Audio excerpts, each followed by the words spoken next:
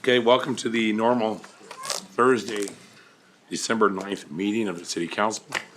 Please excuse my voice. I have a little bit of a head cold, so my voice is going to change. And, but we'll get through it. At this time, I call the meeting to order. And Mr. Leeton, would you mind doing the invocation? No, not at all.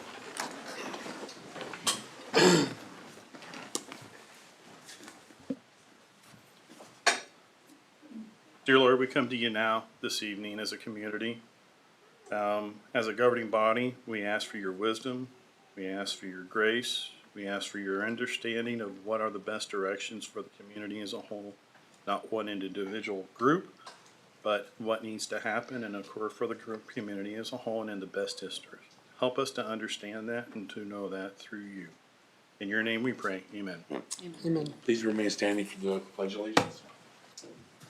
I pledge allegiance to the flag of the United States of America and to the republic for which it stands, one nation, under God, indivisible, with liberty and justice for all.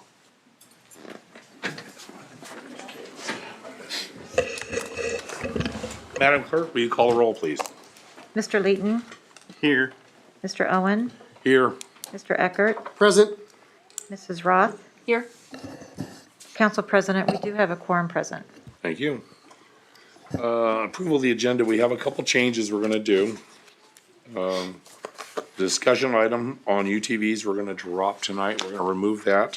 What number is that? That is, discussion item 16. 16. And then the executive session is gonna be canceled.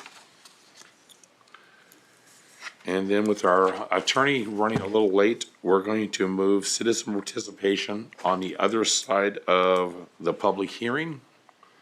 And then we'll be taking a short recess after the public hearing. Make sense? So can I have a motion on the, Move to approve the agenda as revised. Seconded. all in favor? Aye. 4-0-0. That brings us to the public hearing on the budget hearing for the amendment of the 21 budget is now open. It's time for you, and you can come on up. You can give us a little presentation, then we can have time for the citizens if thank they want to you. talk.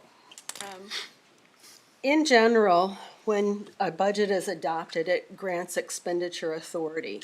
And if the fund does have a tax levy, it would also levy the tax in that fund. So what we're doing this evening is we have a budget amendment that we are presenting, and this is for our debt service fund. And in this particular fund, what happened during the year is we did issue some bonds, bond series, and with the issuance of those bonds, we did increase our revenues, but we also increased the expenditures, and the expenditures went above that expenditure authority that was in the initial budget. So initially, the expenditure authority for the debt service fund was $2,659,000, $259,230. And we did increase revenues in the debt service fund by $3,264,000, 108.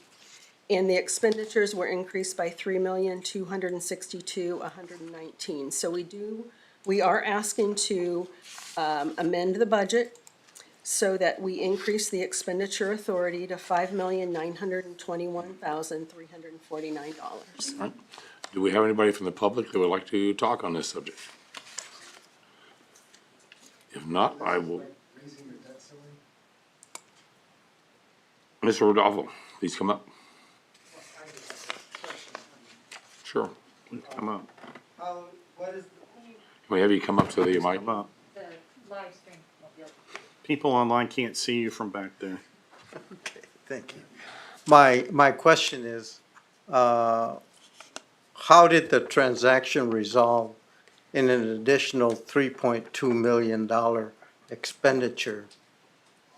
Okay, That's not clear. all right. So, early in the year, I'm gonna say in about April, we had, temporary notes, and we did issue new temporary notes. We replaced those notes with a new temporary notes. And then in the late summer, in about August, we converted those temporary notes into permanent, financing.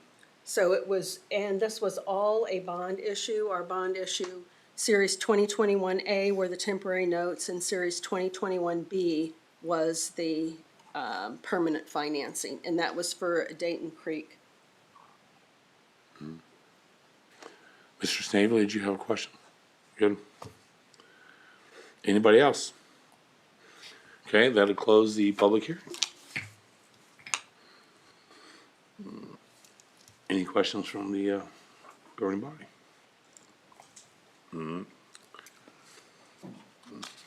Well, they don't stay long. Okay, at this time, we're gonna take a 10-minute recess. Let's do 20. Wanna do 20? One thing we could, well, we'd have to amend but we could take council reports out of order. We want to do that now, but Do you need to close the hearing? Hmm? Do you need to close the hearing? I closed the hearing. Okay. that's, Let's just take a recess and we'll mess it up. that's fine, if you want to keep it that way. Yeah. Do you Mr. want- President, I make a motion, we adjourn for recess for 20 minutes, coming back at 7:30 PM. Okay. Second. Any discussion? All in favor? Aye. Aye. 400. We're in recess. We're in recess.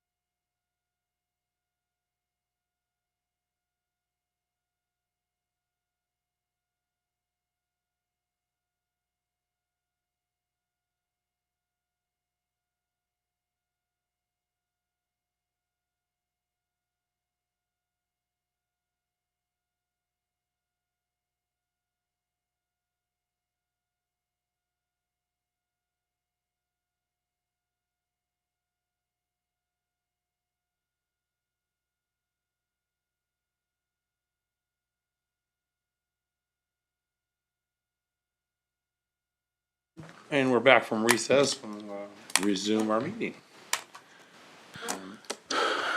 Mr. President, may I please address the council and staff in attendance and members of public in attendance? Yes, sir.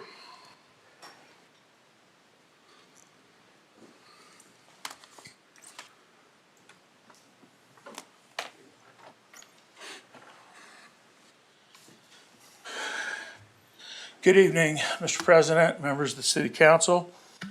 As you all know, I am Chuck Dunlay, the city attorney, and if you do not know, I am Chuck Dunlay, the city attorney. The purpose for my request this evening is to apologize to the council president, members of the council, Mr. Burton, staff, and most of all, the members of the public. I was tardy this evening. There was a reason. It's not an excuse. As a result, you were delayed. And for that inconvenience, I apologize.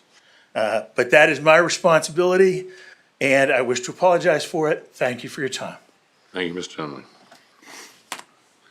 At this point, we're going to open the citizens' participation. You're free to comment on any items not on the agenda. And the first one we have is Charles Morris.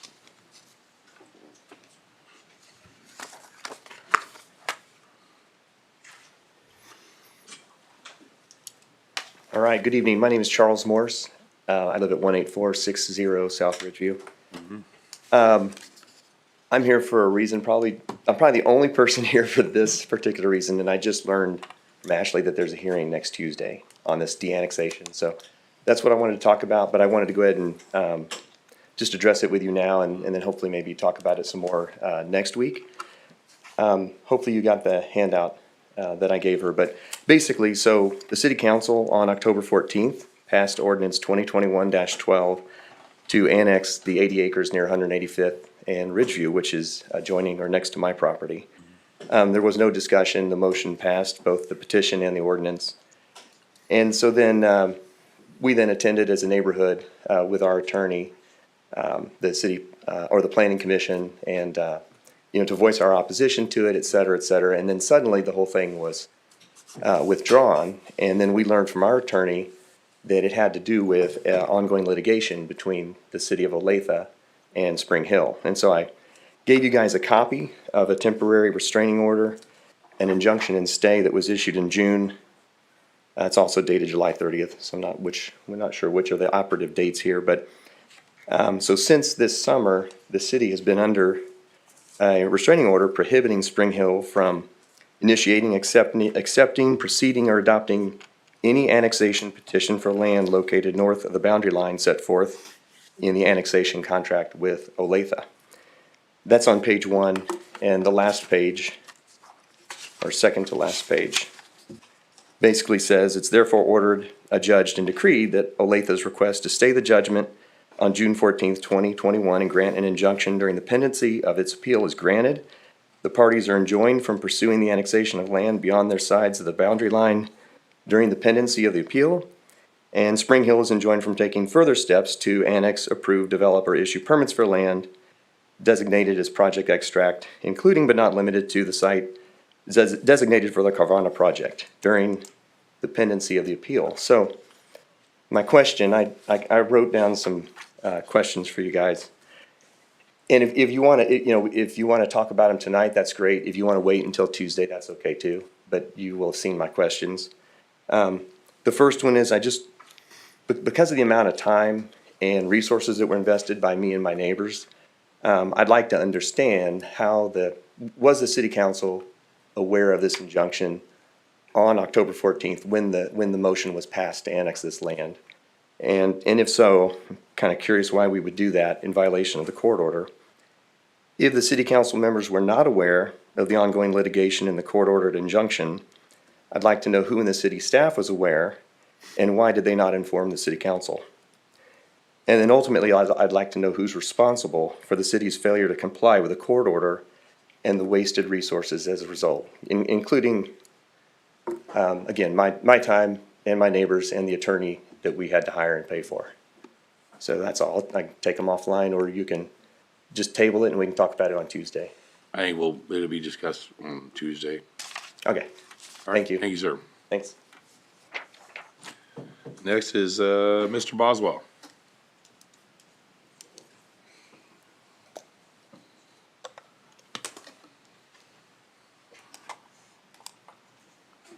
Hello, Council. Steve Boswell, 504 North Jackson, Spring Hill, Kansas. I've got a few things to discuss. The first one would be from our last meeting in citizens' participation. I had asked about a recent widow's property issues at South Main Street. And I was told that I would be gotten back with by the attorney or the city manager. And that has not happened yet. And I'm just wondering where we are at that and the property that was taken by the city in a fraudulent manner, in my opinion.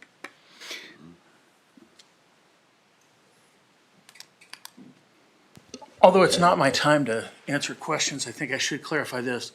I was instructed to make a report to the council regarding that matter this evening, and I will indeed make that report. I believe it is on the agenda. I don't think when they have announcements and reports. Yes. That they specify the items, but was directed to make two reports, verbal reports to the council this evening, and that is one of them. Thank you very much. I appreciate the information on that. The second thing I would like to address is also from the previous meeting, and that is where Council Person Roth admitted freely to going around with signs, to people's houses with signs in their yard that had another candidate's information on it, and sharing with them that, or telling them that this candidate had cost the city $30,000, sometimes $60,000, as kind of an anti-campaign against this candidate. And if she's doing that in her own time and on her own fruition, she openly admitted it and was admonished last council meeting. But how can we trust this person as an upstanding individual to be on our council and also a business owner? The third thing I would like to share is I spent a total of 1 hour today riding around on a little electric scooter, talking to just a few people around our neighborhood. And in that 1 hour, I got 25 signed copies of concerns with the way the elections had been dealt with, as well as the charter. It reads as follows. This is what the taxpayers of the city of Spring Hill, Kansas, and requesting from the government body to rectify our current election turmoil. Any open council positions should be filled by the runners-up from the 2021 general elections. An interim mayor may be appointed from the next runners-up of the mayoral election. A special council be called for a special election called for a new 4-year term mayor for the city of Spring Hill. This needs to take place, obviously, no later than January 10th, 2022. And then charter rules for the city of Spring Hill need to be revised so that we are not facing, again, a situation to where we'll have more people appointed on our council than elected. I don't think that speaks volumes for our city and our voice being heard if we have more appointed officials on our council. And anyway, I've got 25 copies of it. I've also emailed the mayor himself with with the same concerns.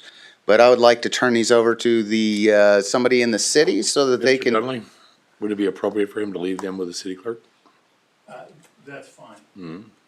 Okay, I appreciate that. There are names and addresses on these. If you want to call and verify with those people, I'm sure they'd be more than willing to verify it. But that's just a very small portion and a very short amount of time. There was only one person I spoke to this entire afternoon that didn't want to fill one out. So in my consensus and in my idea is that most of the citizens of Spring Hill are very much in tune to doing these specific things. Okay. Thank you for your time, council.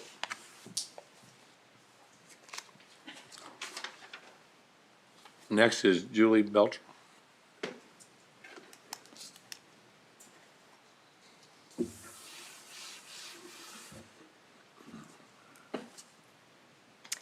Hello, my name is Julie Belcher. I guess I give my address, 21590 South Madison Street. I'm going to piggyback a little bit on what Steve just brought up as far as the election. That's what I'm here to talk about. But I'm kind of focusing on the very next thing that's going to happen because of, not necessarily the election, but because of Tyler Graves leaving. There's an open council seat. And so that's the very next thing that's got to happen, is that council seat has to be appointed.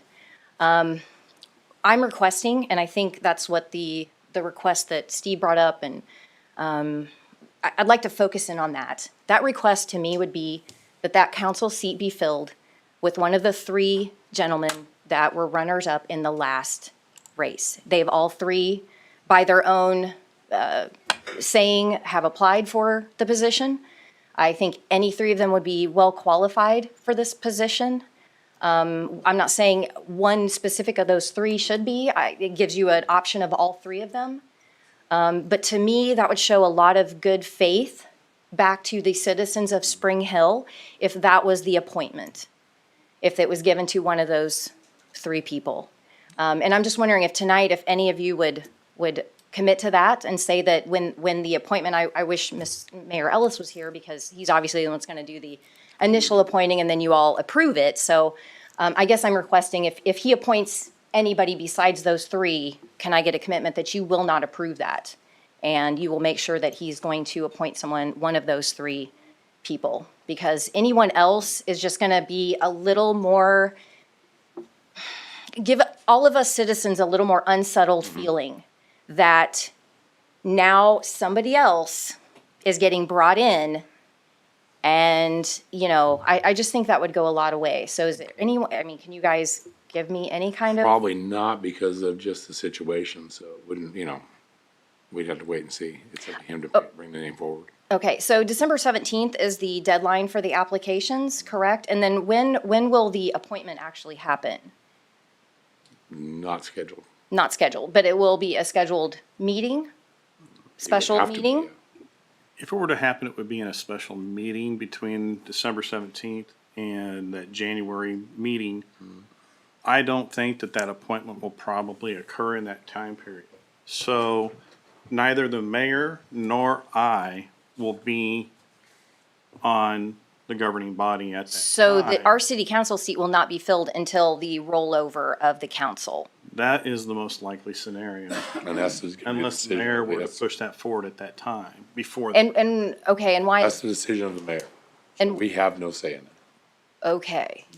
He can push it forward before then, but I don't think that. We do have a say in that. The mayor appoints Yeah. someone and we vote to approve Right, appointment. but he's saying you don't have any say in when the mayor does the appointment. That is correct. And that could be done after the rollover of the city council and all of that. That is the most likely scenario, what will happen. So this seat isn't even That would gonna be be my appointed guess. until the whole thing, And, would be my guess. A lot of questions have to be answered. so it's gonna roll over, it's gonna be Peel, Berkey, you, and I'm not on the governing body. you. at Sorry, that I'm time. pointing, I'm just trying to get this all in my head. So you four will elect the president from those four people. And then that person will become mayor, and then Tyler Graves' seat will be appointed by that mayor, probably. Because if it's not gonna be appointed, if his seat isn't gonna be appointed until after that, that's, okay. All right, likely well, what would happen obviously, is- you guys aren't gonna, you guys won't have any say in that then, so. If You would it's- have a council president to be then being mayor, then you would have another council president, and then at that time, it would be up to the governing body to go through the Alright. process of when they felt that they would try to get the appointments done. And there will be Okey two dokey. appointments at that time. All right. Well, that's all I really wanted to talk about, was just kind of, I thought that appointment, I thought that city council vacancy would be filled sooner than later. I don't understand why we're waiting until the next rollover of the council. That doesn't make sense to me. Okay. They usually cancel the last meeting in December because it's so close to Christmas. Right, but they can always call a special meeting.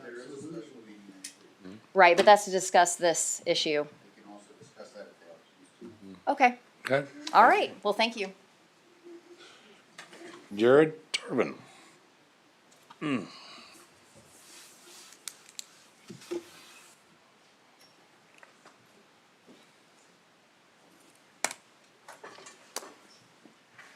Good evening, Jared Tarvin, 401 North Madison. I'm going to echo Boswell and Belcher in their requests to appoint these open seats to the runners-up. And from the conversation that just happened, it sounds like that's not going to happen, and that's pathetic. That's throwing these citizens, that's doing them a disservice, that, you know, even more to what that has already happened last month in that election. So it's extremely disappointing to hear. It's disappointing but not surprising that the mayor isn't here in the middle of this conflict. If you're going to bring up a cost of a special election for the mayor, which is what we're asking for as well, so we can actually choose our mayor, you're going to bring up this, you know, extra cost. And with the city being $30 million in debt already, what does that matter? Let's add a little bit more onto our debt and right this ship, get it going in the right direction. So whoever's hearing this, you need to understand that the citizens are united and upset.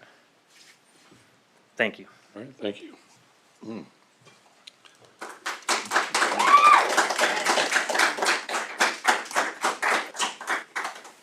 Chad Alman.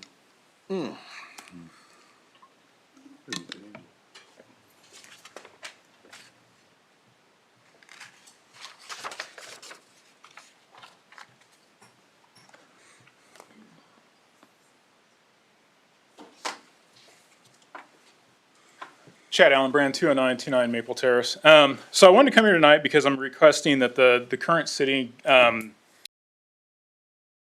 hide personal indifferences and help heal our city from a failed election process. There are two things that I'd like to see a commitment to tonight from those of you in front of me. One, any open council positions now or in the near future are fulfilled by the next highest vote recipients from the November 2nd, 2021 election. That is if they choose to apply through the application process.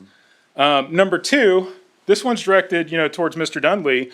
As the city attorney, I'm asking you to provide guidance to the city in regards to Council-elect Peel's ability to serve going forward due to his already established responsibilities as Spring Hill Recreation Commission Director and Councilmember Diana Ross' potential lease agreement with the Spring Hill Recreation Commission. I feel there's a conflict of interest there.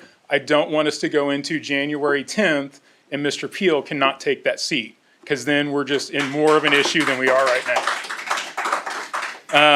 Finally, let's do the right thing for the city now. Look towards growth and prosperity in 2022. No interim mayors, no special elections. Stick to your charter rules you're bound to and resolve this. Thank you. Thank you. Melissa Tarvin.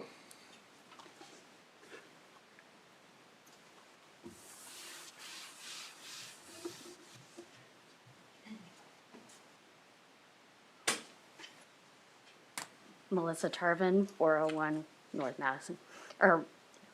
I am just here to talk about the fact that I'm really disappointed in what has happened with the election. Please just tilt the microphone down a little bit. Thank you so much. I could not hear it. No problem. Really disappointed in what has happened with the election, and I feel like our voices have not been heard. We've been made a mockery of, and I'm frustrated. I'm extremely frustrated in the fact that you guys are all telling us that you're not going to do anything about it. That's ridiculous.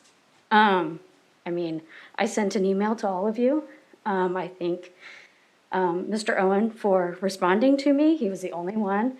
But bottom line is, we need to rectify this. And it's not with what the charter rules say. It needs to be the next person in line from the November 2nd, 2021 election. Whoever was the next in line needs to be made appointed, and it needs to happen before January 10th. That's my opinion. And I believe that there are people in this room that can do that. Mr. Our attorney, can you do that? Because I feel like there's a possibility that if we're angry enough, you should be able to make that decision. and appoint somebody since our mayor didn't show up. We need somebody appointed before this doesn't have a quorum. Okay, thanks.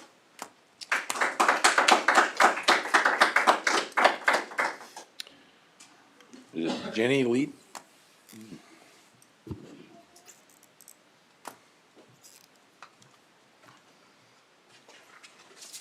Hi, Jenny Leeton, 21876 South Lincoln Street. I wasn't actually going to speak about this tonight, but I would like to remind everybody that runners-up are also not elected. They'd be appointed. I'm the wife of Councilman Chris Leeton today. I'm willing to claim him. I want to take a few minutes of your time today for something I feel is really important to do. Okay. Tonight marks Mayor Ellis's and Councilman Leeton's last Spring Hill Council meeting. Councilman Leeton is retiring his post after 4 elected terms and 16 years of service to this city. Yogi Berra once said, "You got to be very careful if you don't know where you're going because you might not get there." From day one, he always knew where this city would go, and he did his very best to make darn sure it got there. I'm going to take us all on a quick stroll down memory lane, back to when young Chris Leeton arrived on the scene. He came in during a time of turmoil when the school district was trying to find a landing place for their new high school. Our fair town had 4,572 citizens at the time, and we didn't even have a Phillips 66. Apple Market was where we got our milk, and downtown Spring Hill was a row of rundown vacant buildings. Yes, we moved here in 2001 for the small town values and the amazing schools, but we also moved here because of its potential. Councilman Leeton had his eye on the future and started his first term right off the bat, working to create a plan for management of the growth he knew was going to happen. Neighborhoods began popping up like a Sims game. He listened to our citizens when we said we wanted an aquatic center, and he helped to make it a reality. The 4th of July is definitely different now, and we can all agree that at least we are enjoying the sales tax and the fundraising opportunities of those fireworks stands. Councilman Leeton stood up to big fire departments and big cities to fight for our people and our borders. His civil engineering experience helped him oversee a well-designed roundabout for a dangerous and ridiculous intersection, and despite all the drama, everyone's actually kind of figuring it out. Much ado about nothing. Finally, Councilman Leeton was relentless in his pursuit to ensure that the West Side Lake and Veterans Park were developed in a way that brought justice to its honorees. Mayor Ellis and Councilman Leeton also worked to find creative ways to correct a few missteps of the past. Our city wasn't and isn't without challenges. Some people are never happy and don't hesitate to say so. Mayor Ellis lost his son this year. His son took his own life. Don't ever forget the weight of those words. Some of the people in the city that he served with honor over the years took the opportunity to kick him while he was down. To them, I'd like to say, shame on you. Shame on you for your actions, your accusations, and your judgments. Our city has not been immune to scandal either. When unpredictable situations occurred, Councilman Leeton was quick to think and act swiftly and practically, and always with appropriate levels of confidentiality. Dang it, people are always asking me for the juicy details, but he never tells me anything, so that's frustrating. He and Mayor Ellis had a knack for being able to visualize a way out of the muck and work alongside their fellow council members to bring us out better than when we stepped in it. Chief Henson's a pretty good example of that. Councilman Leeton always took the time to step back and consider the needs of the community, and not just the loudest voices, before moving forward with a vote or recommendation. There were so many times he actually voted in a way that he personally would not have chosen to, because he knew it was what the majority of the community did want. Sometimes I scolded him at home for the way he voted when I didn't get what I wanted. He always reminded me, I'm not the only person he served. I did remind him that I'm the most important one, though.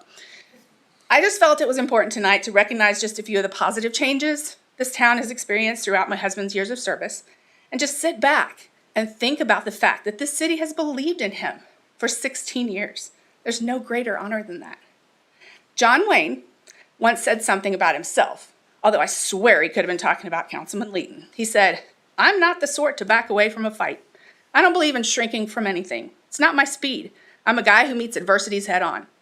As frustrating as this can be for the rest of us, I believe it's an admirable quality in a city leader to not only talk about the elephant in the room, but to digest it bit by bit until it's no longer a threat. It's this determination that has helped double the population of the city and leave a legacy that will go beyond his years of service. Thank you, Councilman Leighton, for always fighting for what's right and true because it was what you were entrusted to do. Thank you, Mayor Ellis, for knowing when to fan the flames of Councilman Leighton's passion and when to dump a big old bucket of water on him. And finally, thank you to the citizens of Spring Hill for sending the message through your votes that integrity and character really do matter. Thank you. Thank you very much. Do you want to say something? Well, I don't know what to say after that. I've just been blessed with my wife for all these years, and I'm lucky to have her. And I had no idea she was going to say all that tonight. So at that point, I'm going to just shut up and sit down. But I'm already sitting, so. Okay. Mr. Snavely. Good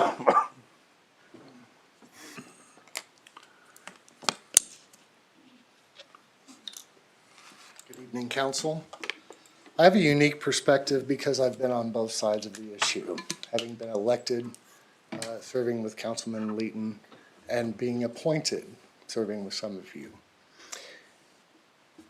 I have to stop and think about my time on the council and what is important in terms of the city and the citizens. What happened in the election was kind of a cluster, not gonna lie. But this is just my opinion, I'm not a lawyer, okay? But given the percentage of people that actually voted in this election, which was what, 2,000-ish? That is a small percentage of the citizens. And I hear, you're not gonna always listen to the loudest group. When I was on the council, it was kind of the same way, but I was quietly listening to them, always. And I wouldn't hesitate to tell Councilman Leighton or the mayor when I didn't agree with them. But when it comes to this election, we need to do something, whether it's changing the charter ordinances or calling for a special election. Because I agree, we need to have a special election. Because we were deceived, we were duped, and I'm not thoroughly convinced that one of you wasn't duped. I'm just saying. I think that's all I'm gonna say. Thank you, Mr. Snavely.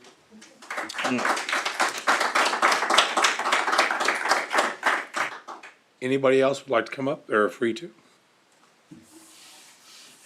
Mr. Peterman?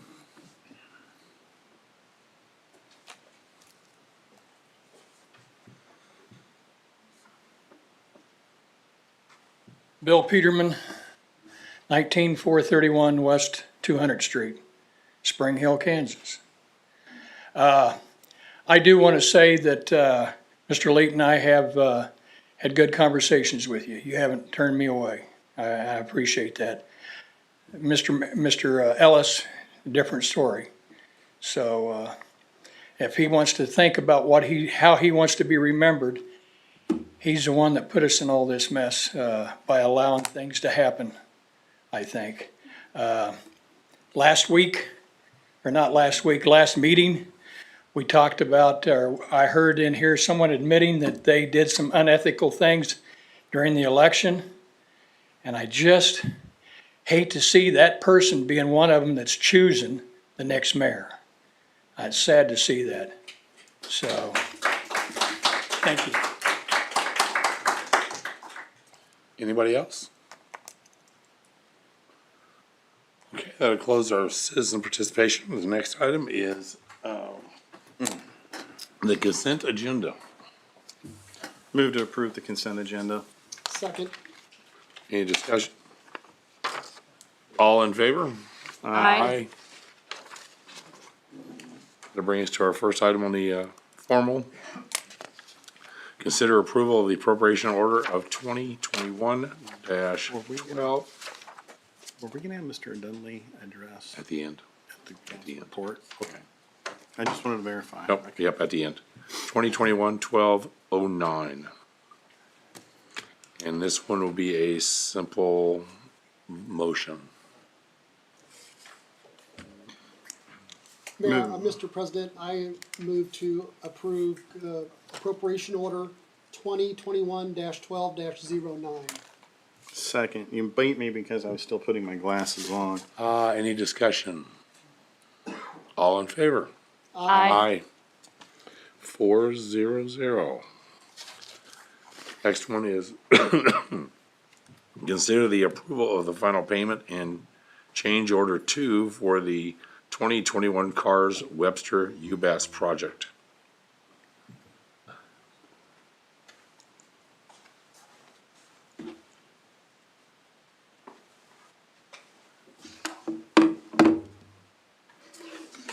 Evening, Mr. President, members of the council. I'm before you this evening to consider approval of final payment change order 2 for the 2021 Cars project on Webster, recently completed by Superior Bowen Asphalt Company, Inc. We completed the project in November of 21. As I'm sure you're aware, it included concrete repairs to the existing street, accessible sidewalk improvements, and application of an ultra-thin bonded asphalt surface and pavement markings. Superior Bowen has provided all of the necessary documents. The change order is to adjust the final construction price, the final contract to the actual construction price, along with final application for payment and consent of surety of final payment in accordance with the construction contract. The final contract price is increased by $27,000 to a total of $753,511.40. The city will be seeking reimbursement through Johnson County's CARS funding in the amount of 50% of the construction contract up to a maximum reimbursement amount of $364,000. Remaining funds are funded by the project budget. Staff recommends the governing body authorize Mayor Ellis and the city staff to execute change order 2 and the final application for payment and make final payment to Superior Bowen Asphalt Company in the amount of $248,214.45. I'm happy to take any questions that you might have. Move to approve final payment and change order number 2 for the 2021 Cars Webster UBAS project. Second. Any discussion? All in favor? Aye. Pass. Did you say aye? Okay. 400. And I think the next one's yours too. Actually, the I'll let next you two. explain it. My voice is going. So in a similar fashion, I'm here before you next to consider approval of a final payment, change order 5 for the Dayton Creek 6th Plat Benefit District project that was constructed by R.D. Johnson Excavating. We substantially completed that in May of 21 with some restoration in the fall in November. The final scope included basically street, storm sewer, sanitary sewers in the Dayton Creek 6th Plat subdivision and overlays of portions of Lone Elm Road and 191st Street. All of the documents are in accordance with the terms of the construction contract. Final contract was increased by $9,454.75 with change order 5 to a total of $2.566 million. Benefit District funds the bulk of the improvements. The City PV Investment Unified School District 230 are cooperatively funding some of the improvements to Lone Elm Road and 191st Street. And PV Investments is funding costs beyond the Benefit District cap and other participants' costs. With that, staff recommends the governing body authorize Mayor Ellis and city staff to execute change order 5 and the final application for payment and make final payment to R.D. Johnson Excavating in the amount of $128,941.17. I'm available for any questions you may have. Move to approve final payment and change order number 5 for the Dayton Creek 6th Plat Benefit District. Second. Have a motion and a second. Any discussion? All in favor? Aye. 400. And lastly, I'm here for you to consider approval of final payment for the 2019 CARS project. That's the 199th and Ridgeview Roundabout, constructed by Lina Weaver Construction. That was completed in November 21 with restoration. Final scope included the construction of a hybrid modern roundabout with street lighting system. All of the documents, again, are in accordance with terms of the construction contract. Final contract price of $926,500.91 is $17,415 less than the authorized construction contract amount of $943,000. Again, the city will be seeking reimbursement through Johnson County CARS funding in the amount of 50% of the contract and associated construction engineering and costs, which are currently being finalized, up to the $514,000 maximum reimbursement. Remaining portion will be funded by the Capital Improvements Fund. With that, staff recommends the governing body authorize Mayor Ellis and city staff to make final payment to Lina Weaver Construction, Inc. in the amount of $217,967.04. Open to any questions you may have. Move to approve final payment for the 2019 CARS 199th and Ridgeview Roundabout.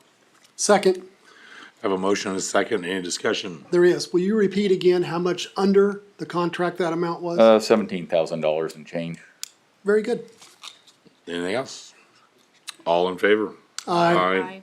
4-0-0. Next one is, consider ordinance number 2021, and that is Mr. Burton. Will you be taking this one? I will, thank you. I'll let you explain the whole thing. No, this is the contract agreement with, Solid Waste Management, Waste Management of Kansas, Inc. I'm gonna take this off. It's an existing contract, expires with them, December 31st of this year. And in the background, in 16, the city entered into a contract with L&K. Then L&K was purchased by Waste Management. So our contract expires in December 31st, and we've negotiated out a new contract with them. It's a 5-year contract. Right now, the city takes care of all the billing and setup of commercial, and that will revert back to Waste Management. The real problem with that was, it wasn't that we don't mind doing that and working with them. It was, didn't understand the language and, what size of dumpster they really needed and things of that nature. So, Waste Management will take care of all the commercial stuff themselves. The city will still bill the residents out. The 5-year contract, and it has a cost of living increase of it every year, CIP. The index of increase. That's about it. Any questions? I do. Chuck has gone over it. I do have a question about this. So the city is contracting with them for solid waste. Does that mean anything encompassing the city limit boundaries? For example, if someone's building a housing complex like over on 199th, just after the viaduct, do they have to use Waste Management of Kansas for their dumpsters there? No, construction debris is different. They can have Gherkin. We've had to use Gherkin before when Waste Management couldn't get it out in a timely manner. Okay, very good, thank you. Yes, Any other and a questions? lot of it is just supply and demand. I mean, they honestly say we can't handle everything. So, Move to approve ordinance number 2021-16. Second, Second. Discussion, Mr. Dunley, did you have something? Thank you, Chairman. I just wanted to point out, in relation to this negotiation, we specifically altered, and Waste Management worked with us very well. There were some terms that Waste Management believed were necessary, particularly in the current economic environment, related to emergency cost increases and related to administrative or unforeseeable regular increases, I guess is the best way to term it. I can't specifically remember what we ended up terming it. But the Waste Management agreed, and I wanted to make the council aware that Waste Management worked with us, and we were able to negotiate a provision whereby any increase that happens in the middle of a year, for instance, if gas prices go up to $5 a gallon, that's going to significantly increase Waste Management's costs in a way that we can all understand and may require price adjustment, cost adjustment. So Waste Management is entitled under the contract to make that adjustment. However, Waste Management has agreed that the consumer price index adjustment that is to be taken every year will be offset by any increase in, during the year, including emergency increases.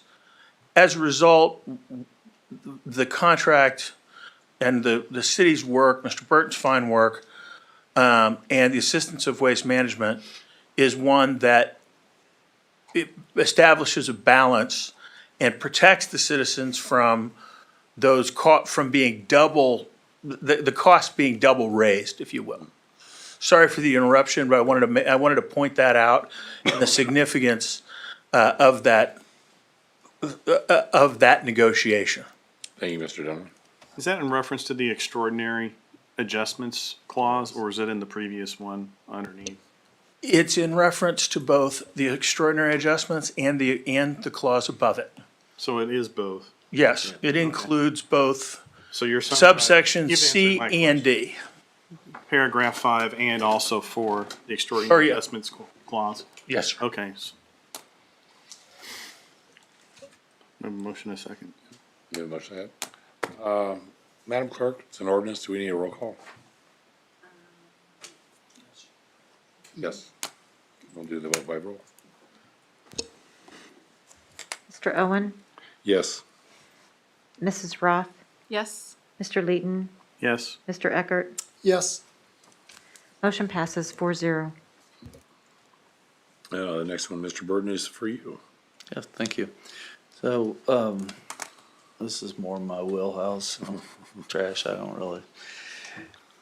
Oh, back a few years ago, as we all know, the economy was struggling, and so we placed in, I always like to say we took things out of the toolbox to help spur and continue development.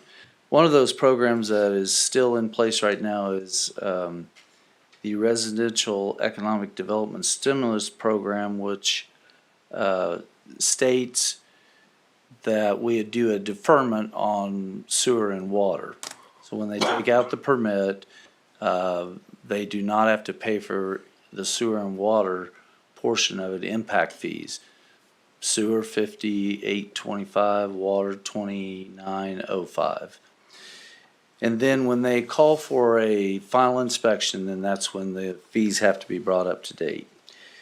Well, with new single families and overall building permits keep increasing, we feel like that at this time, give you an idea, comparison right now, well, in October we had 252 new single families.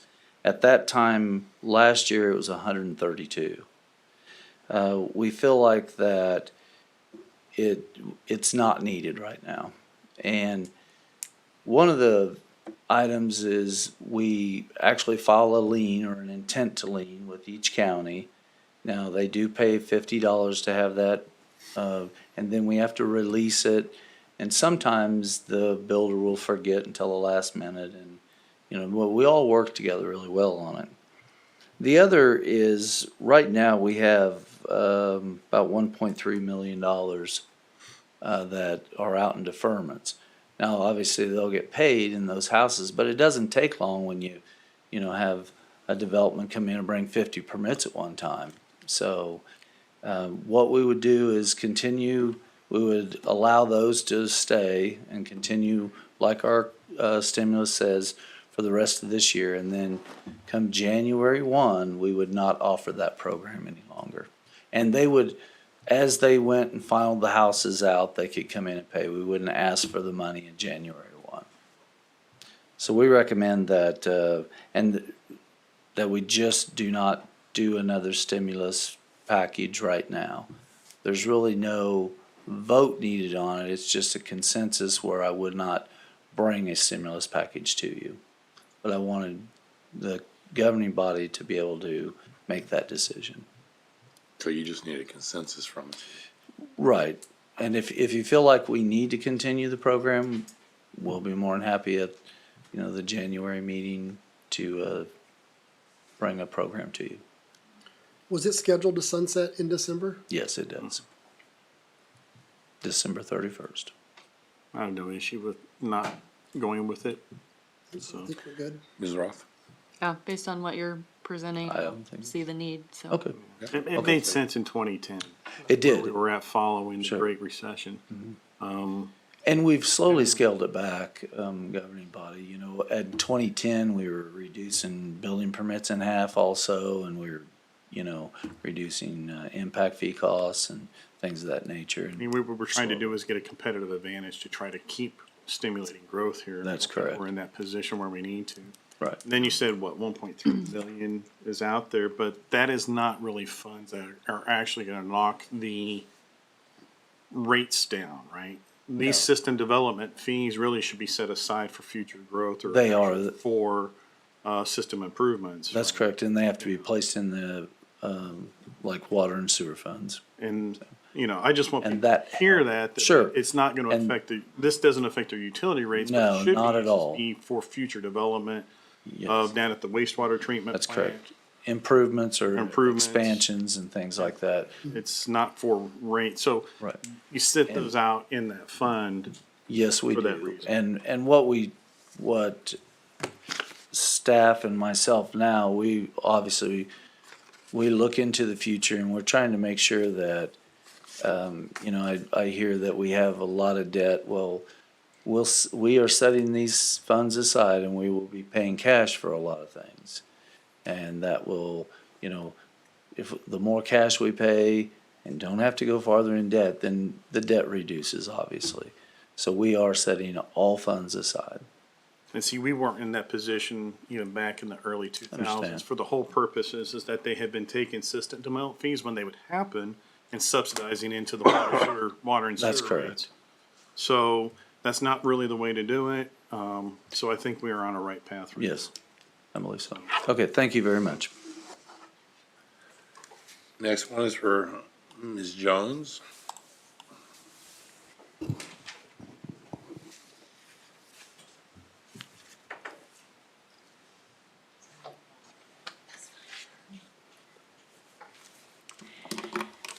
Good evening, everybody. I am here to discuss the salary resolution for 2022. And we met at the last meeting on November 18th where we had a more in-depth discussion about the salary resolution.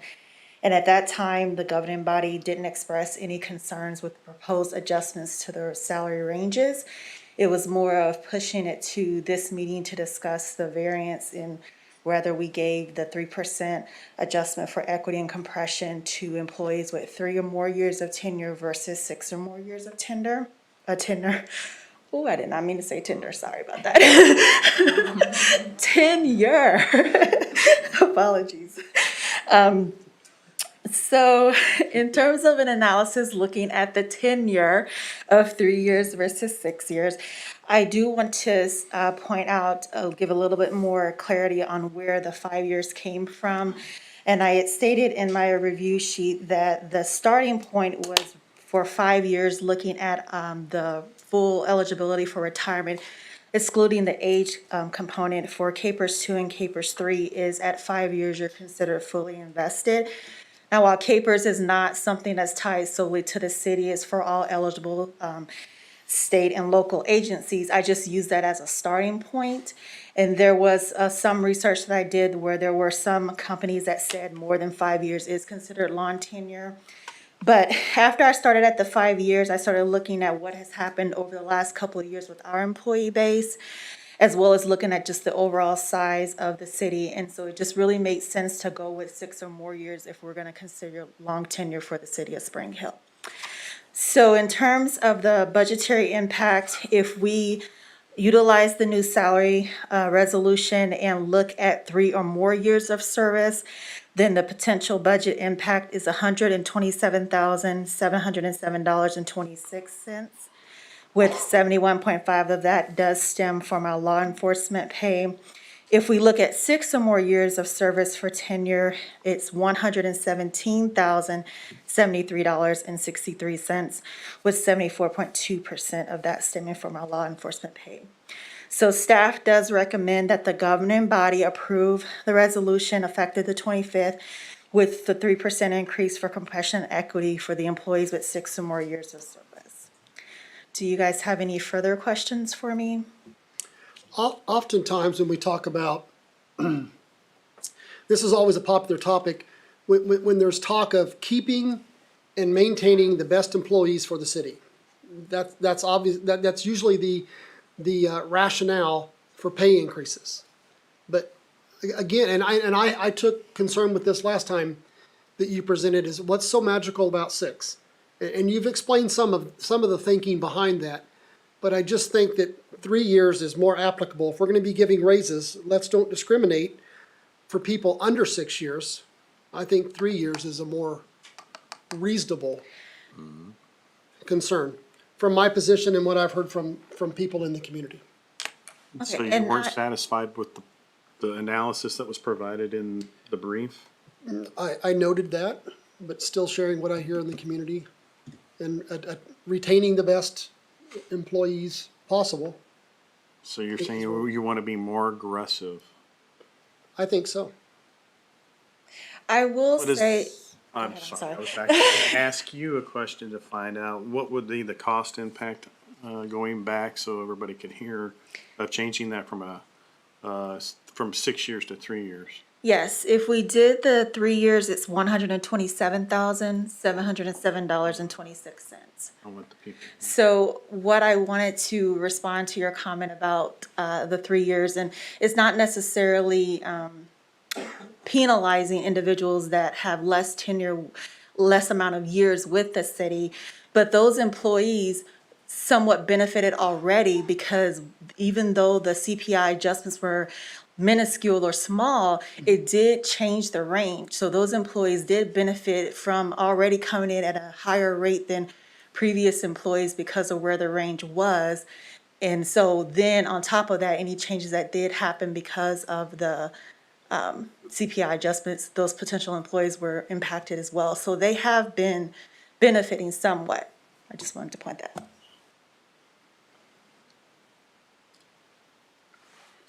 Any other questions? I'm just okay with staying with the 6. I mean, the problem is the compounding percentages if you start going that. But anyways, I'm okay with going with 6. I think this is up for the council to decide. I mean, I can go with 3, but I kind of side on the 6, so. I think the 6 is obviously fine. I do think that there could be, and I don't know if it's possible to, 6 years is a long time, so if you're a new employee to a new employer, sometimes 6 years looks like a really long, far away thing. So I'm assuming there's other incentives in place prior to hitting that mark that would maybe come into effect. Maybe that's something that we could, I'll say, reward for loyalty with staying with us. That might not be directly tied to pay, but maybe benefit-wise, there could be something that could be, like I said, a reward for tenuring in that fashion. Are you asking me, do we have something, or to look at that right now? I'm just saying compensation isn't the only thing. Right, It can come yes. in other forms. Yeah. So I agree a little bit that maybe 6 might be a little high, and we definitely want to keep and maintain the best people. So I think 6 is a good number, but again, if we could maybe put something into place that would reward the folks that are maybe halfway to 6 or something. And maybe there's already something like that in place. Well, I can say that we don't necessarily have right now we have a normal longevity program that annually we give individuals $3 per month for every consecutive month that they've been with us. So we do have that, but that's money-wise, compensation-wise. The things that we don't have that are compensation-wise are just obviously showing people appreciation through telling them that they're doing a good job and, discussing those particular things with them. And that's with any type of situation. We have our random employee type things going on where people bring in food in and they have different activities and different things going on like that, but there's no formal program for it. I understand the importance of culture and morale to keep the employees that you have happy, to increase, like having stay interviews, finding out why they're here, why they're happy, what's making them stay, those types of things. But for the purposes of this resolution and this discussion, the 3% is strictly for the equity and compression. So, I mean, this is strictly talking about money, is what we're talking about. Okay. So. And having said that, I think 6 would be appropriate. So again, a conversation that can be parallel to this would maybe be looking into something to, again, keep those employees enticed prior to the 6-year mark. Right. I mean, where do you sit? I mean, I'm not sure I have a problem with the 3 myself, the 3 years. I mean, the cost difference is what, around $10,000 for 1 year? Oh, But the compounding, That's not enough to worry about. yeah. The question is over time, the value of money over time, where would they sit on that? I think that would be what needs to be evaluated. And maybe we mean, I'm not gonna be on governing body. So maybe we could make see, that's the problem. This is if you move forward with 3 and then you back off, the problem is when you look at the long-term cost.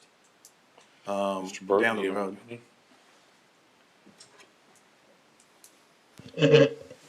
No, I really don't have any comment on this, believe it or not.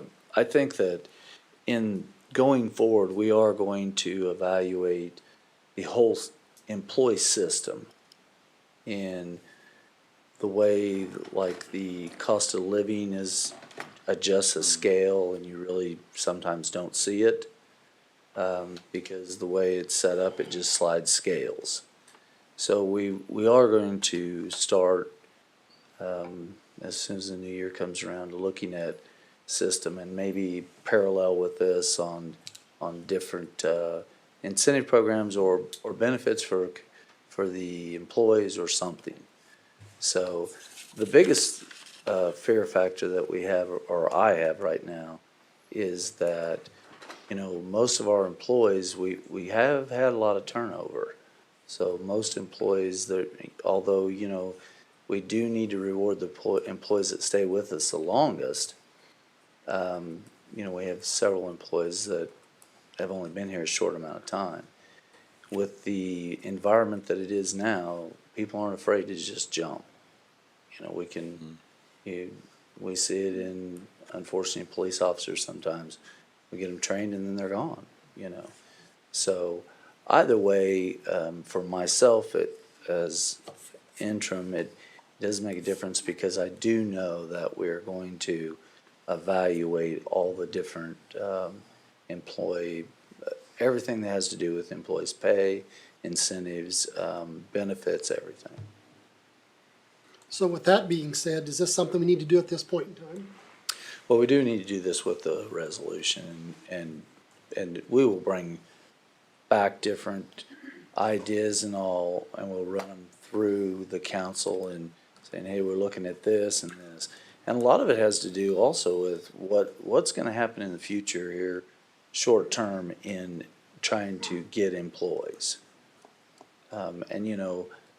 Every company has to adjust with the way things go in the future. So this could be revisited. Oh, it will be Okay. revisited, yes. Oh, definitely. Yeah.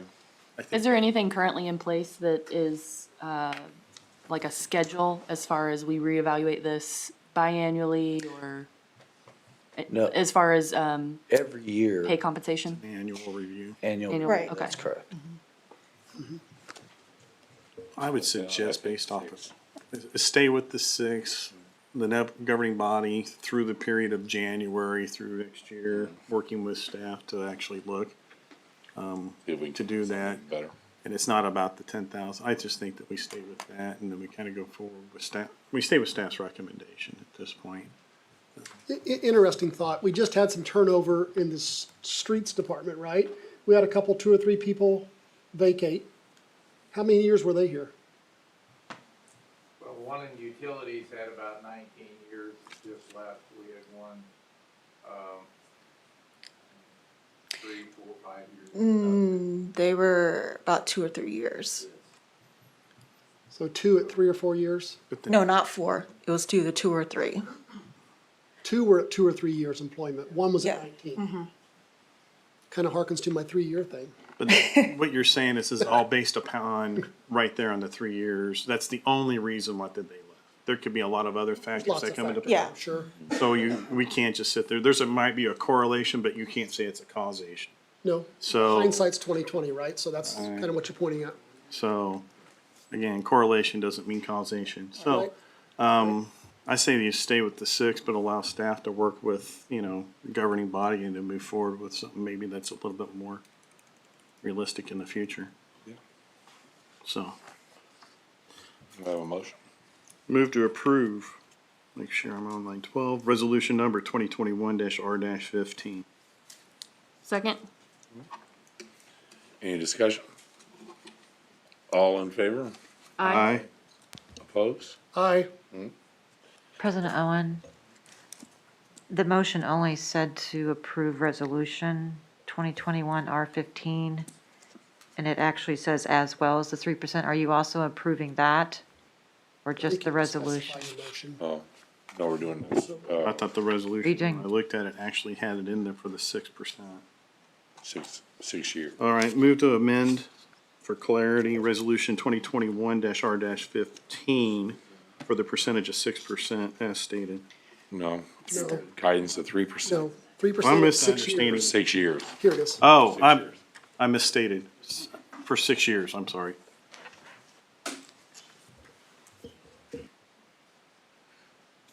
So we have a motion for the approval of resolution 2021 dash, what was the numbers? 15 15. for the period of 6 years. I apologize. My mind was thinking. For the governing body guidance for a 3% compensation and equity increase of employees with 6 years plus of service. Right. Second, Second. all in favor? Aye. Aye. All opposed? Aye. 3-1-0. I had it all blended together. in my head. Excuse me. I talk too much. Okay. Ms. Armstrong. Combine them both. Thank you. The item that I have before you is to consider approval of the 2021 amended budget for the debt service fund. We talked about it a little earlier, but essentially municipalities are authorized by KSA 79-2929A to amend the adopted budget when expenditures exceed the amount originally authorized. During 2021, the city issued Bond Series 2021A and Bond Series 2021B. Both of these bond issues, the city received revenue to cover all the associated expenses. The required expenditures caused the debt service fund total expenditures to exceed the original amount authorized, and a budget amendment to the debt service fund is required. The amendment does not impact the amount of the original tax levy. In accordance with Kansas budgeting laws, the city must publish notice of a public hearing no later than 10 days prior to the scheduled public hearing. The proposed amended 2021 operating budget was published in the Miami County Republic on November 24th, 2021. The suggested amendment is as follows: to amend the expenditures from $3,262,119 to $5,921,349. And if there are any questions? Move to approve the 2021 budget amendment as stated by staff. Second? Any discussion? All in favor? Aye. 3-0-0.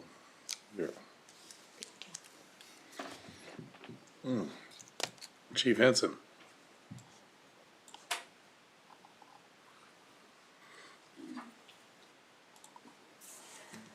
Good evening. I'm here to talk about a replacement vehicle. We have one marked patrol unit that needs replaced and was approved in the 2022 budget allocation. It was a 2016 Ford Explorer with over 80,000, well, actually, it's just shy of 80,000 miles at this current rate. We currently have F-150s and Ford SUVs in our fleet. We've identified a vehicle through the regional and statewide bidding process, and Shawnee Mission Ford was awarded the state contract through KDOT for the Ford F-150. And we expect that there will be, outfitting the vehicle should not exceed 15,000. We currently have one F-150 in our fleet. Officers like the room it provides, especially for the taller officers. The F-150 also provides better sight picture of surroundings and it sits taller than the standard SUV. And additionally, the rear cargo area does provide some flexibility in being able to transport larger items or animals that are impounded. The Ford F-150 by the state contract is $35,256. What the budgetary impact, to purchase and replace one of the marked units with a new vehicle updated with the proper equipment was approved for 2022 as a lease purchase. However, there is an adequate expenditure authority in the 2021 budget to make this purchase. To upfit the vehicle, the carryover balance from the 2021 budget will also be utilized. We're recommending that the council authorize the mayor to execute the purchase order for one vehicle, specifically the F-150, and authorize the encumbrance of the 2021 budget for the upfitting, and direct the mayor and city staff to execute any other documents and certificates necessary to carry out the purchase of the vehicle. We won't need to lease purchase this vehicle, correct? Correct. Paying for it outright. Correct. That's good. It will take approximately 6 months to get in. So it won't, we'll be continually driving the current vehicle until June or July, and then we'll have scheduling to get it upfitted. Okay. So. Any other questions? So the price of the vehicle is $35,256, and then it's what, 15,000 for outfitting? Less than, it'll be less than. Prices do fluctuate. I did have a quote that if we were to make a purchase prior to the end of the year, they would store it, it would be under 12,000. Okay, but we won't exceed the 15,000. Correct. Okay. So you want authorization for what would be, what, 50,256 then? Or do we need an exact amount? Not to exceed, not to exceed. Okay. Move to approve the police department replacement vehicle not to exceed in the amount of $50,256. Second. We have a motion and a second. Any discussion? All in favor? Aye.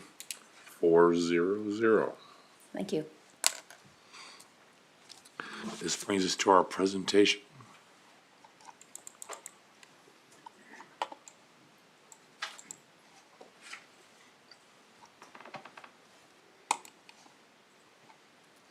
Is Sean on the line? Okay, the city uses the accounting firm of Gordon CPA. Mr. Sean Gordon is the principal, and Sean will be presenting the results of our 2020 audit.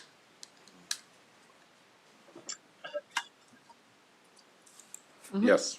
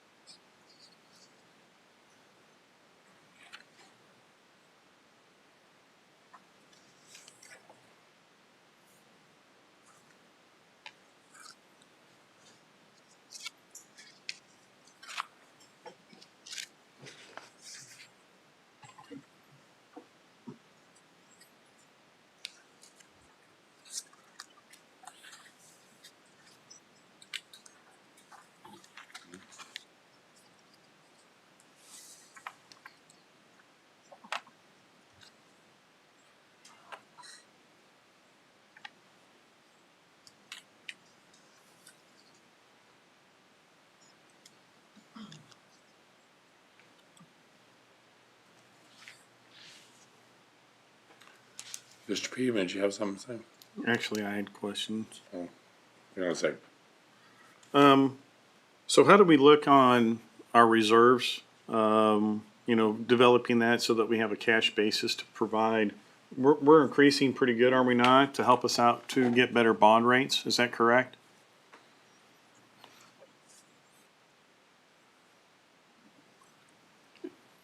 It's a factor.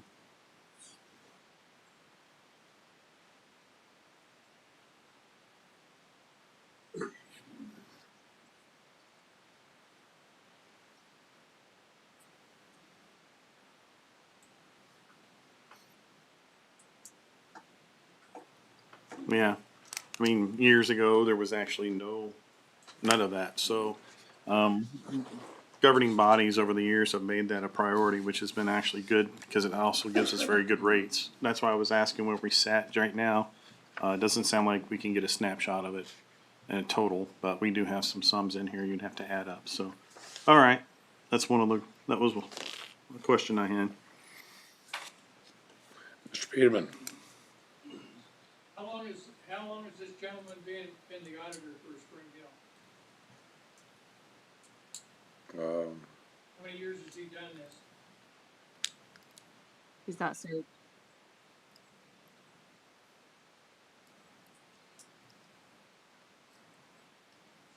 Two.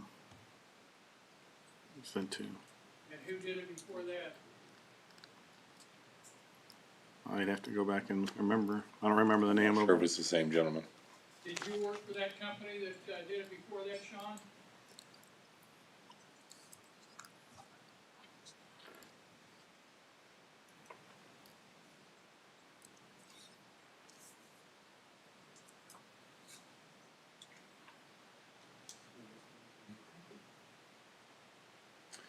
Any other questions? Mm-hmm. Sean, thank you very much.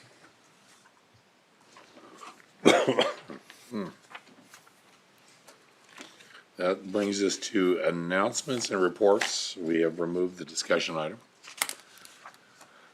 I wanted to thank everybody for being here tonight. It's nice to see the seats filled.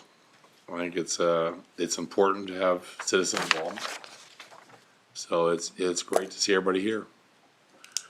Other than that, Mr. Leighton. This will be my last regular meeting. I've been privileged to serve the city for over 16 years now. I would say that we're kind of moving into an interesting period of time, for lack of better words. I'd say that people, this is a similar period to where when I first came on council, you know, people need to remember that we're all neighbors. We all sit here. There's not like a sense of betrayal of just a certain group. I feel like the city feels like they've been betrayed as a whole. We are hearing, well, we need to do this, we need to do that. One thing to know is that we need to follow what the rule of law is for certain reasons, and that'll be held out by with what Mr. Dunleavy probably will lay out later in his reports. But we're a country that's based off of rule of law, and we will follow the rule of law. That's what we should do. Where possible, we will try to change with what we do by ordinance, but sometimes it's not what you can do in that period of time. But I believe that everybody in the community, not just a 35% that voted for one person, but the other 65% that voted for the other person, feels betrayed. So to sit there and say that it was one group or that group is not going to achieve anything in this community. Throwing rocks, throwing stones at each other will not move us forward as a community. What will is to get us to work together to see what we have to do and what we can do at this time period and legally can do, and then work together through that moving forward with a governing body that would be flexible and open to hear what people like to see. But there are limitations of what we can and can't do in the immediate future, unfortunately. That is the reality of what it is. So there's been comments made about the mayor. I think that you guys need to provide him some grace. He's been mayor for 8 years, and before that he was on council. There are a lot of things that he has done that you people have not seen, and providing him some grace is something that you need to do.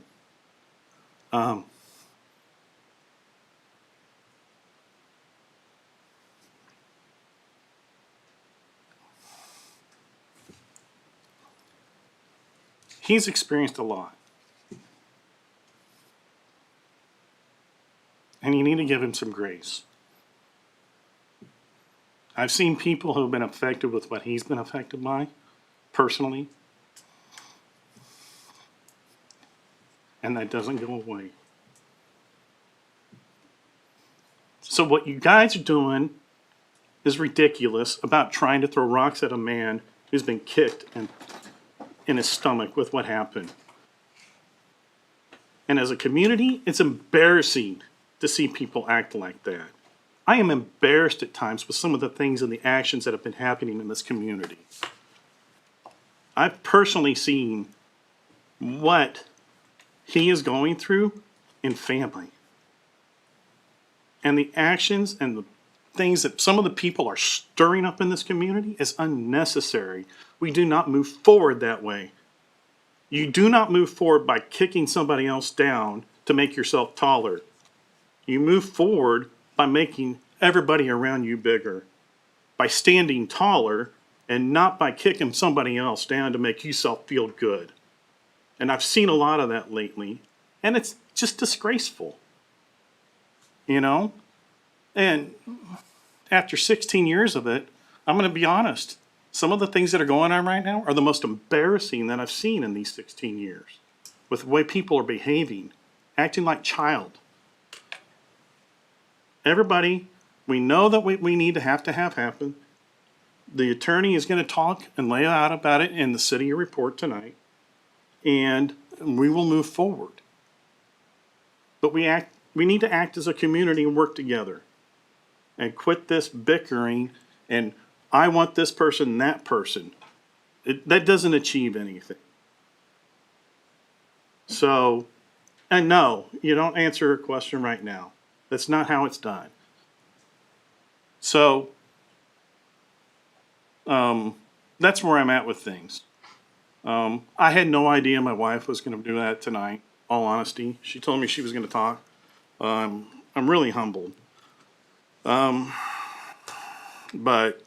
I'm sorry, I just had to let that out because in the past several months, hearing what people are saying and doing, accusing each other, people, let's move forward and grow up.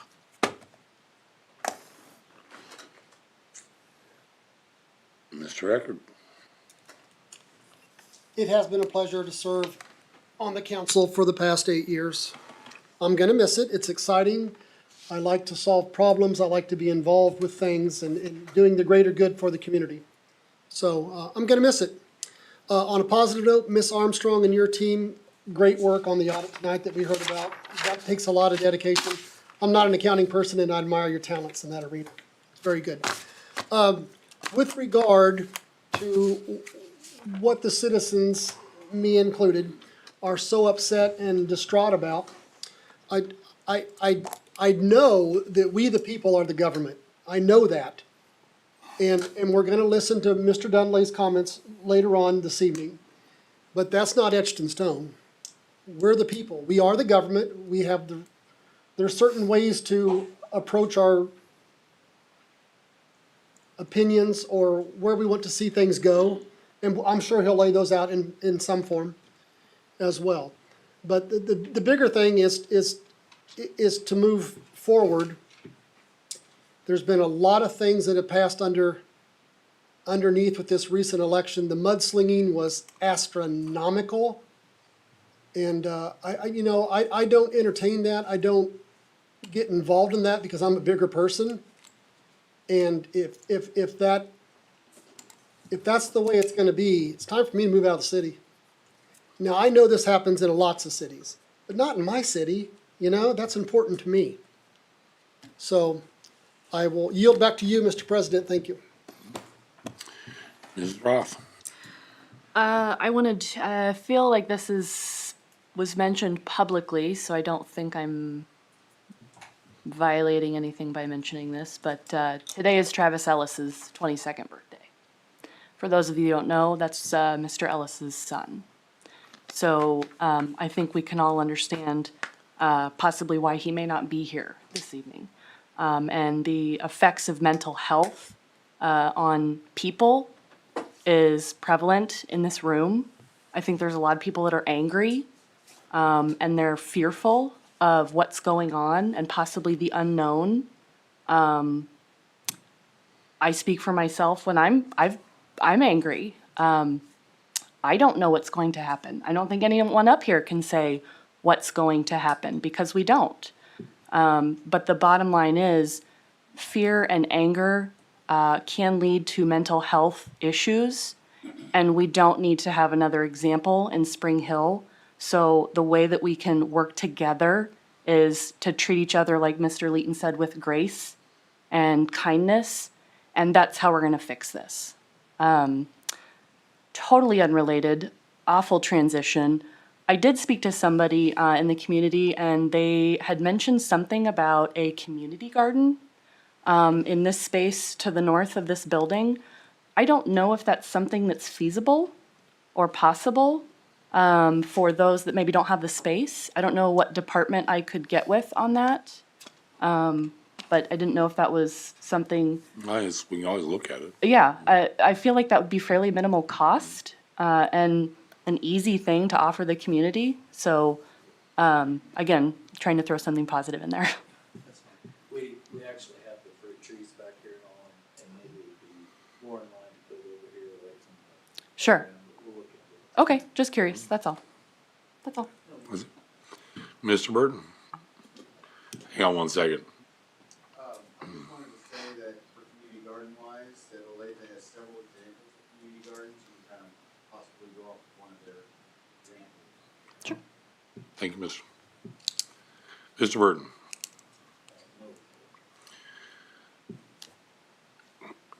If I can get it out, Mrs. Armstrong. I'd like to congratulate the team that were on the Tom Holidays last week. I thought it was a great success. The second thing I'd like to mention is the Mayor's Tree Fund. Those donations are underway, and perhaps Ashley can help me with the 4 charitable entities that money goes to.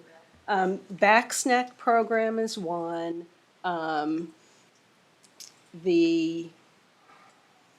entity that is working on the park, what's their name? Oh, SNAP. It's not SNAP, Shift is another. There's 2 more. I am sorry that I can't remember. Oh, Multi-Service Center for Utility and one other. The food pantry. The food pantry. Okay, sorry that it took me so long. I should have been more prepared. But those are worthwhile city entities that, charitable entities that could use our support at this time of year. That's all I have. Madam Clerk, No report, thank you. Chief Henson.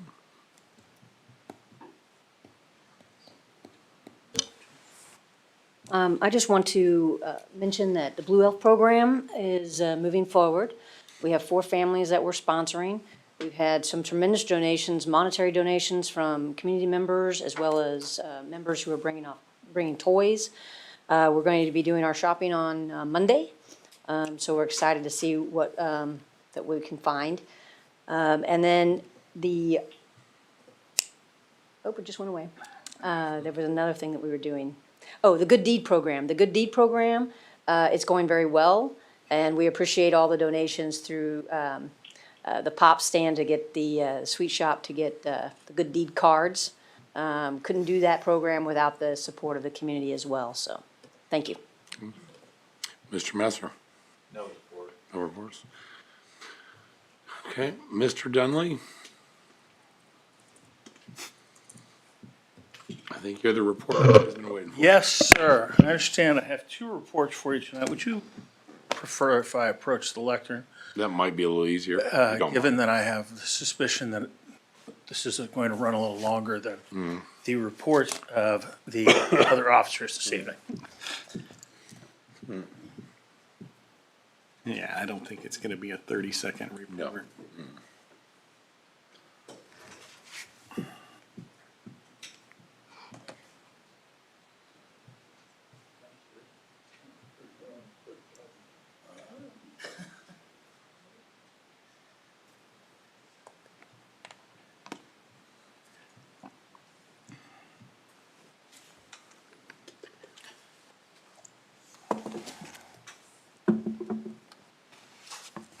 Chair, members of the council, good evening once again. Chuck Dunley, City Attorney. I have 2 reports that I am supposed to provide to the council tonight. Would you prefer that I address the matter related to and I'm not sure if I have the pronunciation correct, of whether it is the Kofel or the Sofel family property issue? Let's start with that one. Okay. In short, the city issued several citations and multiple attempts and/or service to the residents. That's my understanding. Some lack of clarity on part of that, to be completely straightforward. But it was an ongoing, for quite some time, matter. On the day that all of that, however, falls pretty much to the wayside in terms of what actually occurred. On the day in which the Spring Hill Community Development, specifically the code enforcement officer, went to the residents, Mrs. Kofel was present at the home, consented to the removal of the items in question, and in fact went well beyond removal of the debris and other items that have been, I have not seen pictures, so I cannot address specifically the quality of the pieces. I do know from the reports that the indication that it was primarily refuse and pieces of disabled equipment or disabled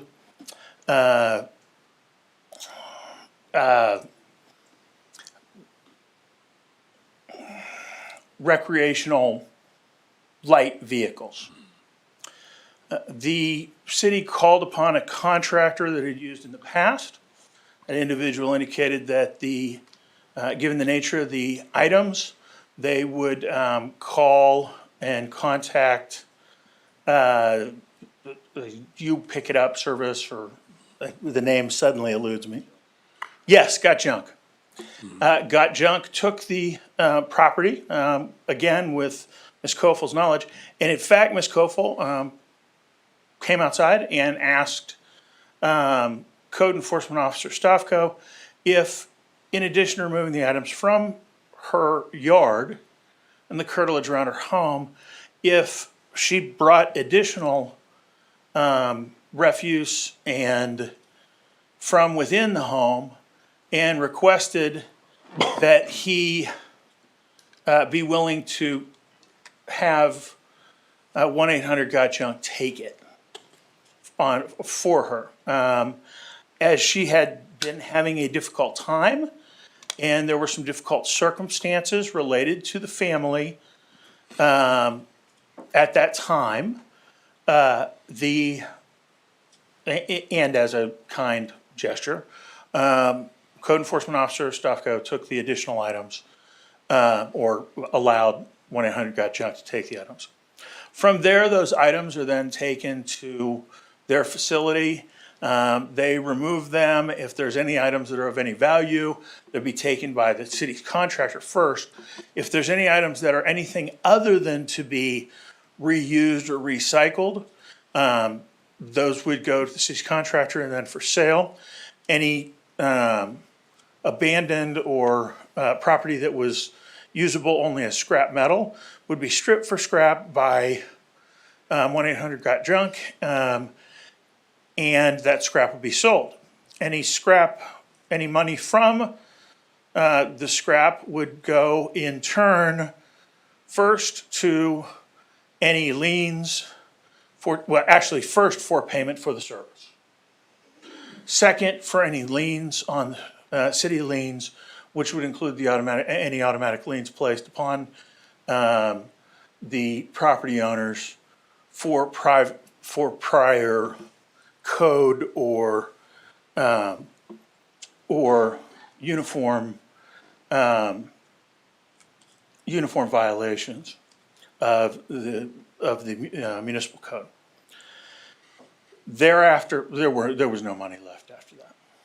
Finally, with regard to Mr. Boswell, Mr. Boswell had some specific questions, and I understand that that you would like me to answer those. As Mr. Boswell explained last time, he requested permission to use the Kofels property for storage. The Kofels agreed to the storage and accepted custody of those items.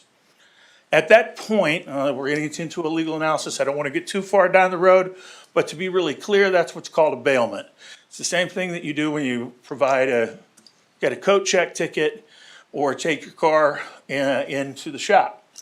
Those are different types of bailments, different examples of bailments. What you do is at that point, the possession of that property was no longer with Mr. Boswell, but instead with the Kofels. The title to the property, the ownership, remains with Mr. Boswell. The interest in the property that matters, you've all probably heard the expression, possession is 9/10 of the law. It relates to that very matter. If you give possession of your property to someone else to care for, and you believe that your property has been taken, then your cause of action is against the individual to whom you provided the care of your property. So Mr. Boswell's action would be against the Kofels, either Mr. Kofel's estate or Ms. Kofel. I don't know the details, and I don't provide, and that's not a matter for me to provide counsel for. That's just to provide the report as requested by the city council with regard to any potential liability related to the city or what occurred related to the matter. I have been unsuccessful in my attempts to contact Ms. Kofel.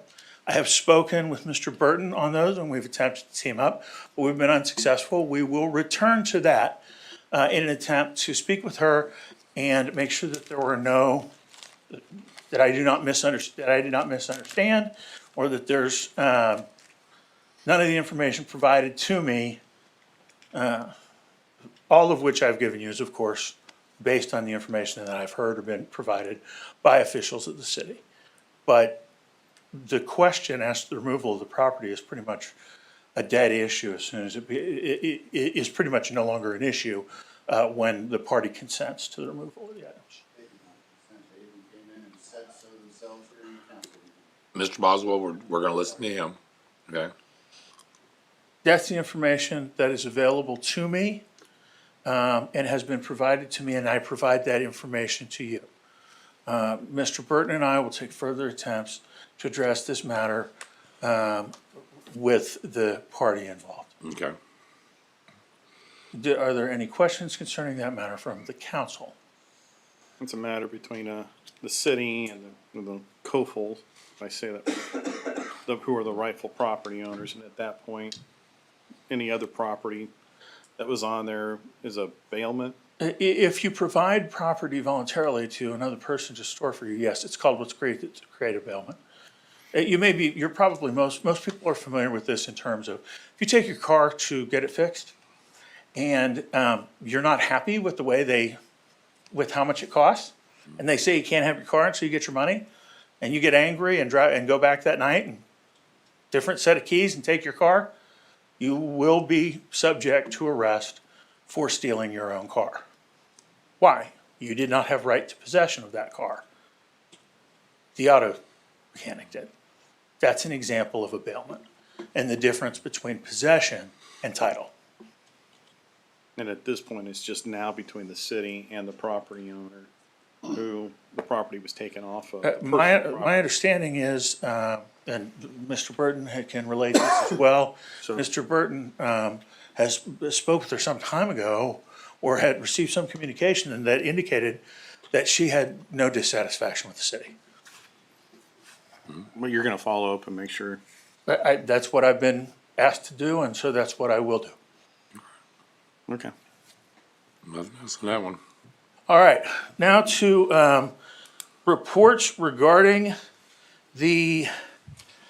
but there were sort of two parts to this. One was I was asked to provide a second legal opinion regarding two specific issues. I was also requested to provide a report to the council as to the city's options related to the legal opinion which I provided to the city at the last commission meeting, which the city published an hour immediately upon receipt or immediately before the meeting. Before I address my remarks this evening related to that panoply of issues, I request guidance from the council. There's a matter of attorney-client privilege concerning an opinion or writing that I may have made or may have been communicated or may not have been communicated. Actually, I guess I can safely say may have been communicated. I need an answer from, or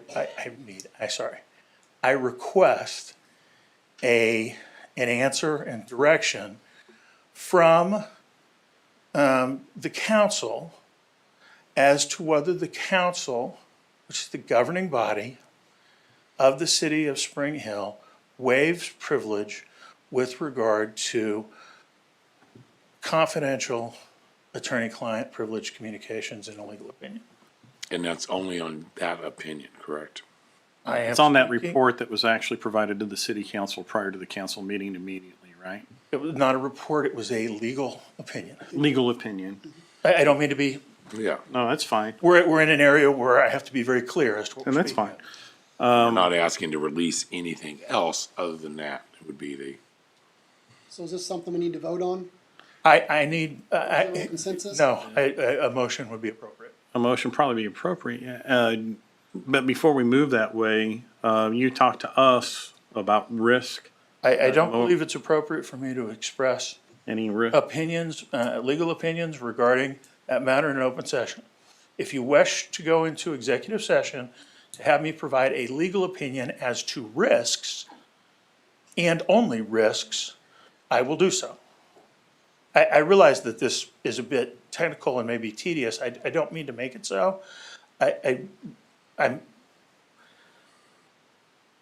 You're asking me to evaluate a matter that would be attorney-client privilege communication in an open session that goes beyond perhaps what's contained within.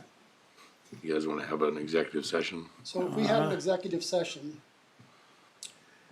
I wouldn't, we wouldn't take a vote or make any decisions in there. that would be by Upon consensus. concluding that, we could come out and make a motion. Yes, because we've already talked about that. The executive session would only be to discuss risks related to disclosure of attorney-client privilege communication. We need 5 minutes? 5 minutes is all that I need. Okay. I don't have the paperwork to disclose what that, I mean, we have a formal motion. Do you have something that we could do that for 5 minutes? I probably have from last time, but I believe that you could say,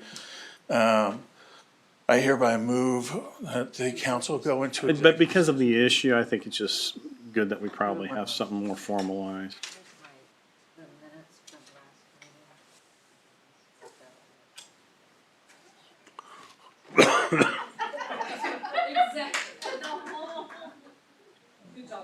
Here's a copy, may I approach? Sure. Here's a copy of the motion that we made last time. The motion that was made to go into executive session with council.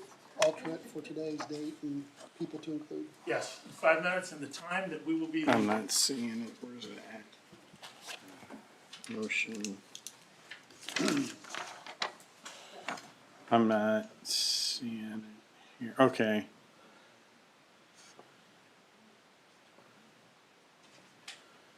No, it's the one at the bottom here. Sorry, I'm looking at it with my glasses here. Okay. I move that we recess into a executive session pursuant to the exception to the Kansas Open Meetings Act for matters deemed privileged, attorney-client privilege, communication, and so deemed privileged in the attorney-client relationship under the Kansas Open Meetings Act for 5 minutes. Starting at 9:17, and resuming at 9:22. Persons to be in attendance are the following: F. Charles Dunley, City Attorney; Pat Burton, Interim City Administrator. Second. All in favor? Aye. Aye. 400. We're in executive session.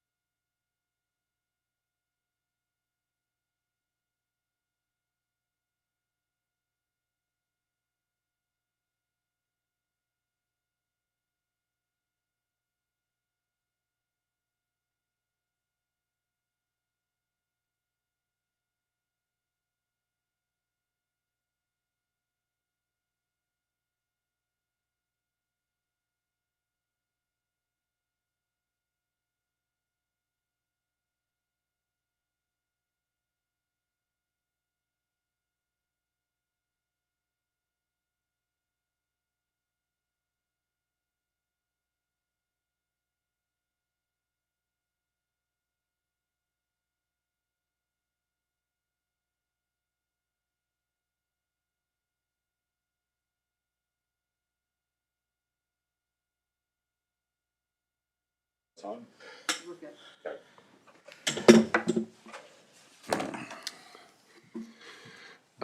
votes were taken, no decisions were made in the executive session. The discussion was limited to the subject stated. We're back in session. Can you, just so we have clarity, state that the reason for going to executive session was that part was hard to understand. Okay. Mr. Dunley, could you say that? Because my voice is going. The chair's, his voice has run out. My understanding the motion was made to go into executive session for attorney-client privilege communication regarding risk related to any potential liability or litigation. Thank you. And do we have a motion? How would you want that? You can read what I wrote. How would I want that posed?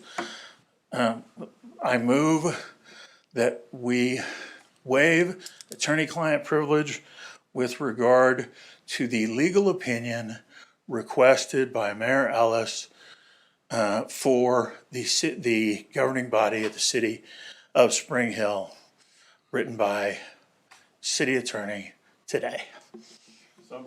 Second. All in favor? Aye. 4-0-0. Thank you all, and I appreciate your time. Sorry we kept members of the public waiting. However, any waiver of attorney-client privilege requires the council, which is the city, the governing body. All right. Last week, I issued a legal opinion at the request of Mayor Ellis following his receipt of the resignation of Tyler Graves from Tyler Graves' council member seat, effective 7 p.m. that evening. And Tyler Graves' report that he is relocating to Florida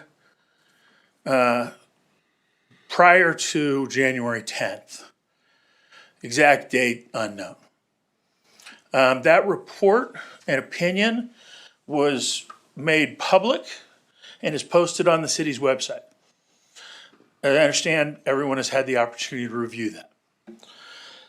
Last meeting, Mayor Ellis asked me or directed me with the general consensus of the council, and it was recorded as reports requested, to discuss this matter.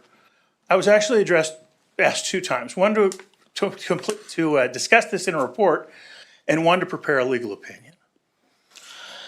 I wrote a legal opinion addressing the 2 questions presented first. The questions that were asked by the council and the mayor, perhaps I misspoke, maybe that they were just the mayor forming them on behalf, I'm not sure if it was just on behalf of himself or on behalf of the council as a whole in an attempt to address that. So I don't mean to slight anyone in that reference. The first question presented, what are the processes and requirements under Kansas law to contest an election? This is a extremely easy answer. Contesting elections is controlled by Article 14 of Kansas statute of Chapter 25 of the Kansas Statutes Annotated. And in fact, it's remarkably clear, straightforward, and succinct. It remains entirely intact, one of the few laws that we can say this about, from its original enactment as drafted in 1978. The whole thing was drafted at that time and remains at that time. Most importantly, it's all found in KSA 2514-34 at sec, which means and follows. That's where the act is found. KSA 49-40, I'm sorry, going too fast. KSA 25-1439 resolves any question as to whether or not the election for the office of mayor in the city of Spring Hill, or for any other office for that matter, although I don't believe that was the question, can be contested. And the answer is no, not under Kansas law. The notice of a contest of election shall be filed within 5 days after the certificate of election is issued. Certificate of election for the city of Spring Hill's city offices was issued November 9th by the Johnson County Election Commissioner. The Miami County Election Commissioner by the Board of Canvassers, but the election commissioner actually announces it. The Board of Canvassers is the one who certifies the election. Election was certified by the Board of Canvassers for Johnson County on the 9th. Miami County's Board of Canvassers certified the Miami County elections on November 10th. However, due to some apparent agreement between Miami and Johnson County, Miami County's results as related to Spring Hill were delivered to the Johnson County Board of Canvassers and Election Commissioner on November 9th. So as a practical matter, even if we applied the 10th, 5 days from that date would push it out. Now, 5 days would not count the weekend on a 5-day.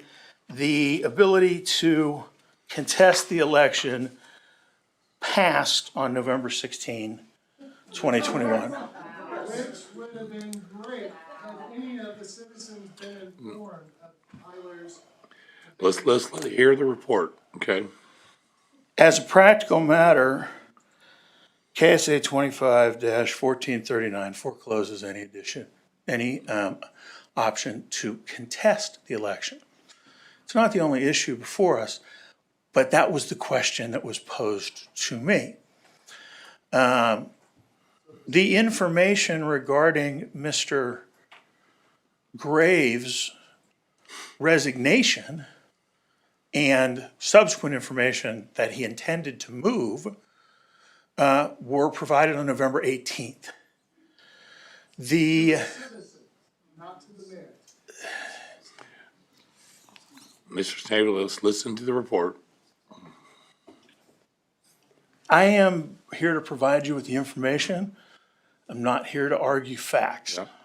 And the information I'm providing is for you and for the members of the public, Right. the hopes of clarifying. To be clear, contesting an election in Kansas is a very limited thing, and there may be other choices, but it's not contesting an election. All right. Next, whether the city may use its general ordinance authority to amend or revoke a charter ordinance in favor of pre-existing non-uniform statutory authority. All right, that's a whole lot of legal words. Let me break this down. Under Article 5, Chapter 10 of the Constitution of the State of Kansas, as I'm sure the council is aware, the cities in Kansas were granted home rule authority. Home rule authority, in addition to allowing you to make rules on subject matters which the state has not otherwise addressed, also allows cities, the constitutional provision that provides home rule to cities, which is the greatest level of home rule provided to any local governmental entities. In addition, cities may elect to exempt themselves from the application of an otherwise applicable statute or some provision of it to themselves, either just say that it does not matter, or we're the King's X, that we're not going to follow this law, or to enact substitute provisions concerning the same subject matter. It can also enact additional provisions. The question posed was significant in a particular way. What, or at least that is I am assuming that the reason that it was posed in the language that it was posed and the significance of that question is as follows. The city used a number of charter ordinances to determine the manner in which vacancies are filled and how long those vacancies are filled. As a practical matter, state law has changed back and forth over the years on whether or not you fill the full term or there's a subsequent election at what we would call a midterm in the filling of a vacancy. The question was directly, can we ordinance out of a charter ordinance to get back to state law? The reason for the question is this. A charter ordinance for the city of Spring Hill would take it as quickly as possible, 83 to 85 days, literally to enact. Charter ordinance requires it must be passed by a 2/3 vote of the governing body. That would include the mayor. In that vote, the mayor does not have the authority to veto a charter ordinance, but the mayor does have the right to vote. And by the way, that vote is also, when I say of the governing body, I wish to be clear, of all the seats of the governing body. Of all of the seats, not everyone who's there. So if it was enacted, if there was a charter ordinance and it had to say charter ordinance and be published as charter ordinance and specifically spell out which provisions of either state law or a prior charter ordinance that the city wished to revoke. The answer to the question, can you use regular ordinance authority to revoke a charter ordinance, is no. The authority for that is actually contained directly in the Constitution itself and is in subsection C4 of Article 12, Section 5 of the Kansas Constitution. And it provides each charter ordinance enacted shall control and prevail over any prior or subsequent act of the governing body of the city and may be repealed or amended only by charter ordinance or by enactments of the legislature applicable to all cities.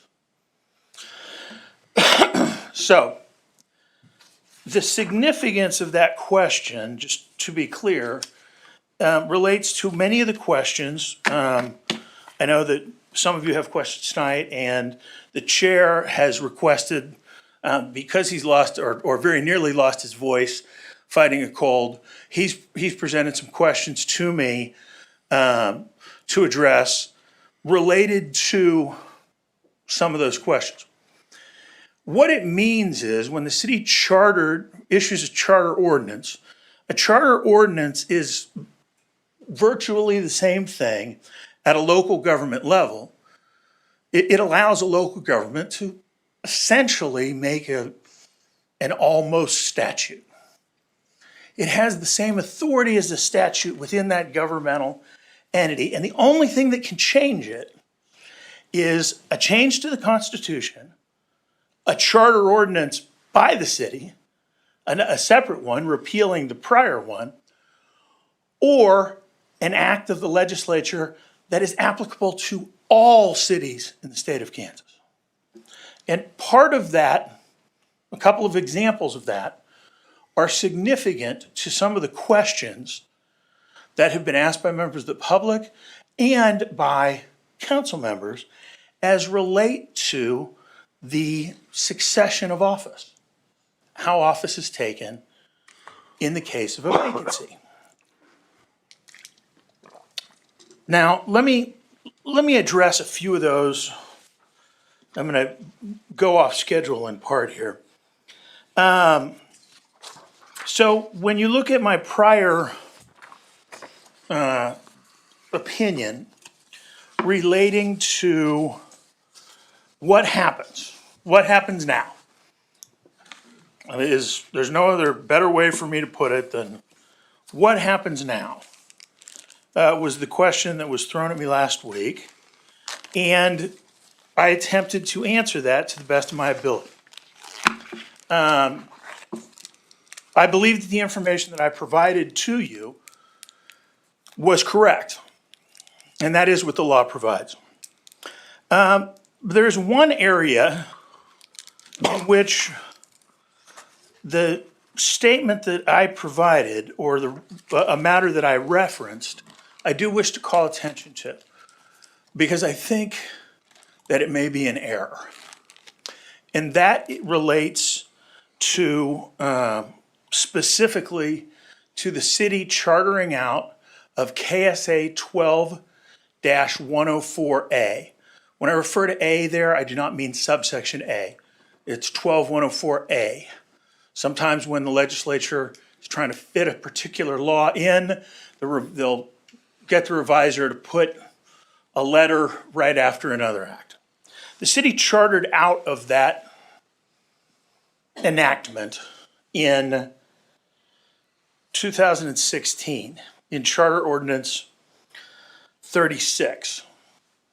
The city had to adopt some of the provisions of Charter Ordinance 36 because that related to an act or that were the result of the Kansas legislature moving all local government elections, including all city elections, in a uniform enactment from April to November. As a result, in addition, the act required cities to adopt charter ordinances. And it required the city, and the city adopted charter ordinance that addresses, and its provisions are found within, at least some of them, within section 1-102 of the Spring Hill Municipal Code, relating to the terms of office of mayor and council members. It also relates to vacancies in the office of council member. Now, there's a difference of opinion. Prior council, relying on the advice of the highest level of municipal law in the state of Kansas, League of Kansas Municipalities, said that that was a non-uniform enactment. And that is the position of the League of Kansas Municipalities to this day. By my review, it appears to be a uniform provision. Technically, I will tell you, I may be wrong, and we could fight that. I can't imagine any reason why, however. KSA 12104A, which the city purportedly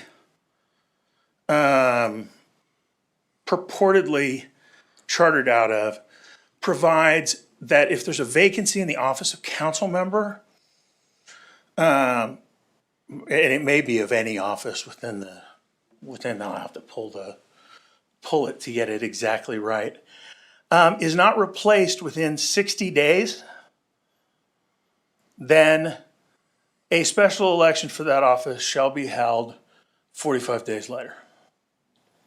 Now, it really only applies here to council members because the office of mayor must be filled immediately. And it is filled immediately upon the vacancy of the mayor. So it's a council member provision. So when I said in the memo that no mayor is required to fill a council member seat immediately in the course of a vacancy, and as a practical matter, the city of Spring Hill has long had a practice of submitting, I believe it's called application, but it's really a letter of interest in CV to the city clerk's office upon 30 days notice. That's not a law. It's not a resolution. It's not an ordinance. It's a guideline, an idea. Come January, we will not be relying upon that guideline. I hope. All right? The city will need to fill its vacancies. Now, as to, there were a number of questions. The question that seems so technical, or had all those technical legal words, relates to, and as an attorney, I try to avoid them. There's lots of reasons people don't like lawyers, but one of them is that we speak a separate language to make ourselves sound important. And that is not my intent. What I want to be really clear about, though, is the way that you can remove an elected official, a local government elected official in the state of Kansas. There are 6 ways. There are only 6 ways. And this part is important to the prior question.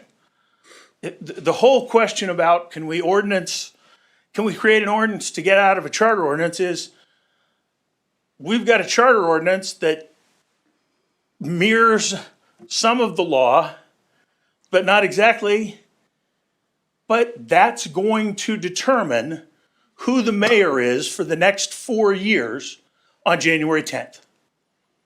And that is the case. That is how the charter ordinance in the city of Spring Hill was adopted and what it says. And that is what's required. And you do not have time to change it. You didn't have time to change it on November 18th. And if my math is correct, there wouldn't have been time to change it on November 2nd. The requirement is, if there's a vacancy in the office of mayor, that it's filled by the president of the council. A vacancy in the office of council member is a little different. The vacancy in the office of mayor, it's immediate. Once the council elects one of its members to serve in the position of council president, which it's notable doesn't have a specific term, and it's not a specific office, and it's just a position that can be revoked or in place at any time or at any meeting.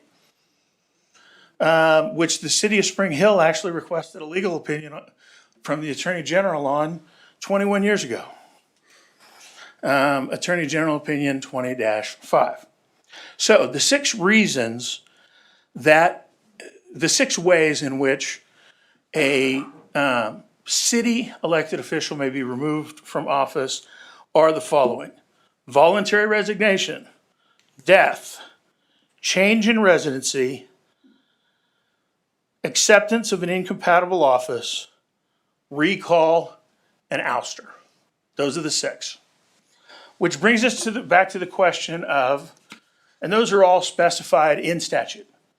And there are also specific laws about them. Now, there's less detail in the opinion about death and resignation. In regard to each of the other items, I have provided some background as to what's required for those. And I have set that forth in the opinion. I don't think that we need to go into that level of detail, although I will certainly respond to any questions or direction from the council. Next is the question of, well, can the city adopt a charter ordinance that retroactively changes the term of a city elected official? Now, the answer, in my opinion, is no. Kansas law repeatedly says there are 6 ways to remove to lose office. However, there's a case in the state of Kansas in which, now this may give us some guidance as to why, but There's not a single published or unpublished case in the state of Kansas in which a city attempted to use a charter ordinance to alter the term retroactively alter the term of an elected official. The reason why this is, now there are other laws that address this, and in my opinion, the law is pretty clear that you cannot do that. And that's addressed both in the city officials manual with the LKM, but more importantly, in Taylor versus Beckon, Snowden versus Hughes, and Baker versus Gibson, as cited within the materials and within the constitutional provision itself. Now, I want to make clear the nature of this privilege. It is not the office holder's due process rights or property interest in the position that is controlling. Rather, what is controlling is the rule of law and the vote of the electorate, which seems somewhat ironic, I realize, here. It's important to note, however, that these circumstances which the city faces are, although not common, also not extraordinary. Several years ago, I believe it's 12 years ago, in the election for governor of the state of Missouri, Missouri governor died 2 weeks before the election, which subsequently became a joke when the person who lost it was appointed to a federal office, and this is the person who lost to a dead man. That left the appointment process for the replacement. Just up the street this year, in the Blue Valley School District, a candidate for office decided 2/3 of the way through the election, through the campaign, that she no longer wanted to be on the ballot. Too bad. She told people, and others continued to attempt to elect her. She got 45 or 48% of the vote. There are a multitude of such examples. In each case, at each level of government, there is a rule of law that dictates the succession for the office. The office of mayor and the status of the office of mayor, and I'm going to treat the office of mayor and city council member separately. Can everyone hear me if I talk loud? Yeah. Good, thank you. I apologize, but I need to move a bit, and I want to make sure I can be heard. The office of mayor and filling the vacancy of that office is different, as I said, than the vacancy of a council member. One of the reasons that it's different is you have to have a mayor. Second reason it's different is there's no appointment of a mayor. To be clear about any questions about that, although I will answer questions were made, there is no mayoral appointment. The president, upon taking the oath, becomes the mayor, and that is upon election by his or her fellows. And that's how the mayor is determined. However, council members are appointed by the mayor upon the advice and consent of the council. So that's different. In addition, if either the mayor fails in the duty under 12-104A to appoint, or the council deadlocks, which can happen, on approval, in other words, consent of the appointment, and it lasts 60 days, it automatically goes to a special election. The special election is chargeable to the city. I know one of the questions that people have, and that one that the chair has, is how much does a special election cost? Roughly $5 per elected, per registered voter in the city. $5 per registered voter in the city. About. There'll be some additional costs, there'll be some administrative costs, and some of the high-level administrative costs will be doubled for the city of Spring Hill, because you'd have to have the election commissioner for 2 counties rather than 1. But in terms of cost, that's the approximate cost. So the other part that I want to make, I want to make an analogy about this, because I know there's going to be a question, or I anticipated a question myself. It begs the question, well, couldn't we just try a charter ordinance? You said that nobody's tried and there's not a law against it. Well, I think the laws are against it and are quite clear. But why is it so? It's simple. Let's say that the city elects a mayor. The voters of the city elect a mayor. And let's take this city. They elect a mayor, and 4 of the council members, even though you didn't just vote for them, you voted for 2 of council members and a mayor, 4 of them decide, I don't like this guy. I don't like this woman. So you know what? We're going to have a charter ordinance. And they pass a charter ordinance that says, because it only takes 4 of them, pass a charter ordinance that says the new mayor, they're up for election in June. Now, they can't actually say June. It has to be November. And I'll address that as well. Okay? But that's why. You can't disenfranchise the people. I realize that, as I said, it sounds ironic here, but that's how it happens with mayor. Okay. On to, I think I've spoken on my opinion long enough. I'm now going to address some questions.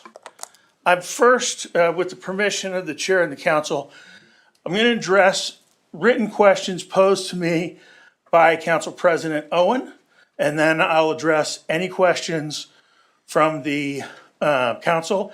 And as I'm reading these and answering these, and I will tell you, these were provided to me at the beginning of the meeting, or at the beginning of my tardy arrival to the meeting this evening. And so my answers are based on what I can come up with rather quickly. All right? Are you sure you've covered everything you wanted to cover in your presentation? If you wish, if there's other matters that you wish for me to cover, I can. I believe I have addressed all of the issues generally. What do you need? What are you thinking? With regards to the document you sent us, can I refer to that? Yes, it's an open record. Mr. Everett, we can't hear you. Oh. Hello, welcome. Thank you. I'm looking at B, section B, 2B to be exact, right? Section 2B. Yes, sir. Did you address that? Did I miss that? I believe I addressed it. What I stated was, at the beginning of section 2B, I addressed the legal significance of the question concerning a regular ordinance versus a charter ordinance. And then I addressed the 6 ways in which an elected city official may be removed by office. I named each and every one of them. And what I did not do was go into great specifics with regard to every one of those 6 options. The 6 options, once again, that you're questioning: voluntary resignation, death, change in residency, acceptance of incompatible office, recall, and ouster.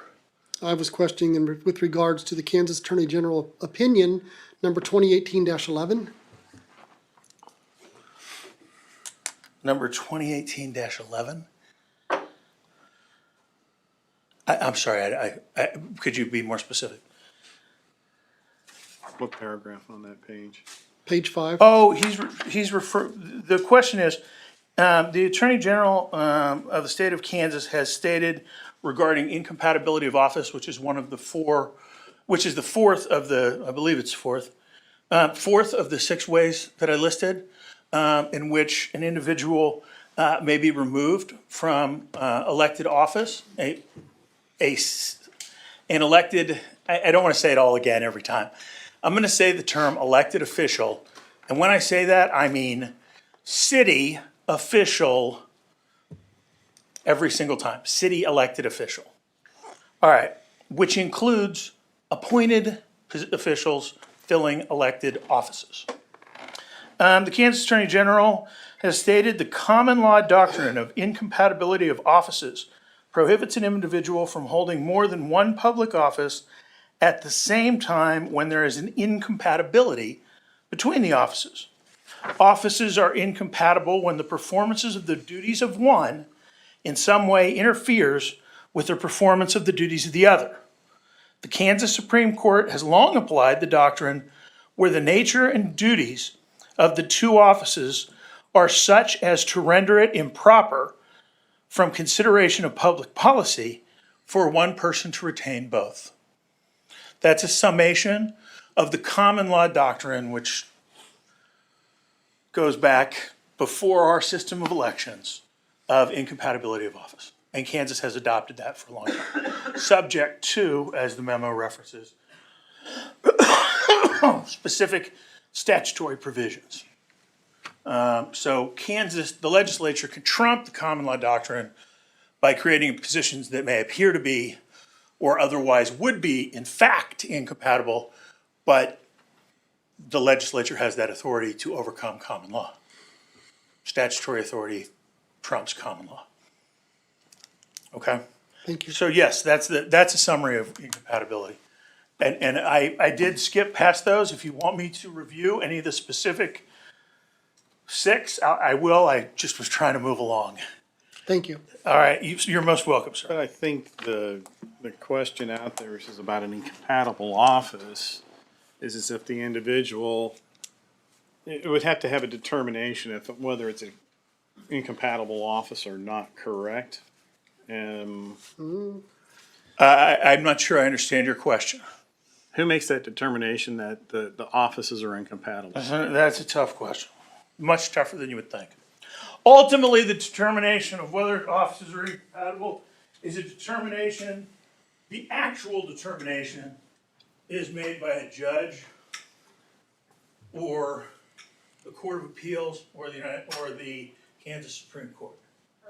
That's who actually possesses the authority to do that. The city attorney does not possess the authority to do that. The attorney general does not possess the authority to do that. The attorney general, however, possesses the statutory authority to issue an opinion regarding rules of governance, including those of local elected and local governmental law in the state of Kansas. When an issue specifically relates to matters of governance within the state of Kansas, the Attorney General's opinion is generally given significant persuasive weight.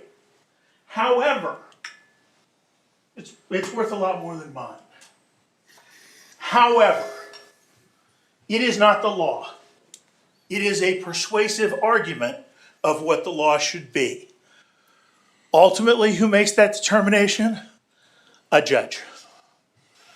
So, But they're citing some case law in that, are they not? I'm sorry? Are you citing case law in some of this? I cited case law, Attorney General's opinion, statute, and municipal code, and charter ordinance. So yes, sir, I did. I'm just not sure where. Page 5, first full paragraph. Yes, I cited two examples. You cited case law, Kansas State, Right, I said that a judge makes those determinations. okay. When a Kansas State, when I cited those two cases that are cited there, that are in reference to incompatibility of office and public employment position rather than an office, Right. those are the two cases of the Kansas Supreme Court. Those are two of the cases, the two leading cases, where the Kansas Supreme Court addressed that issue. As a practical matter, it's addressed if there's a suit, it's addressed first in the district courts of the state of Kansas. Then if one of the parties appeals by the Court of Appeals of the state of Kansas, and finally, if one of the parties remains unsatisfied and the Supreme Court agrees to hear the case by the Kansas Supreme Court. If it involves a matter of federal question or a matter of federal constitution is raised, then it can go to the United States Supreme Court. If it's a matter of the Kansas Constitution or Kansas law, it ends at the Kansas Supreme Court. Thank you. Certainly.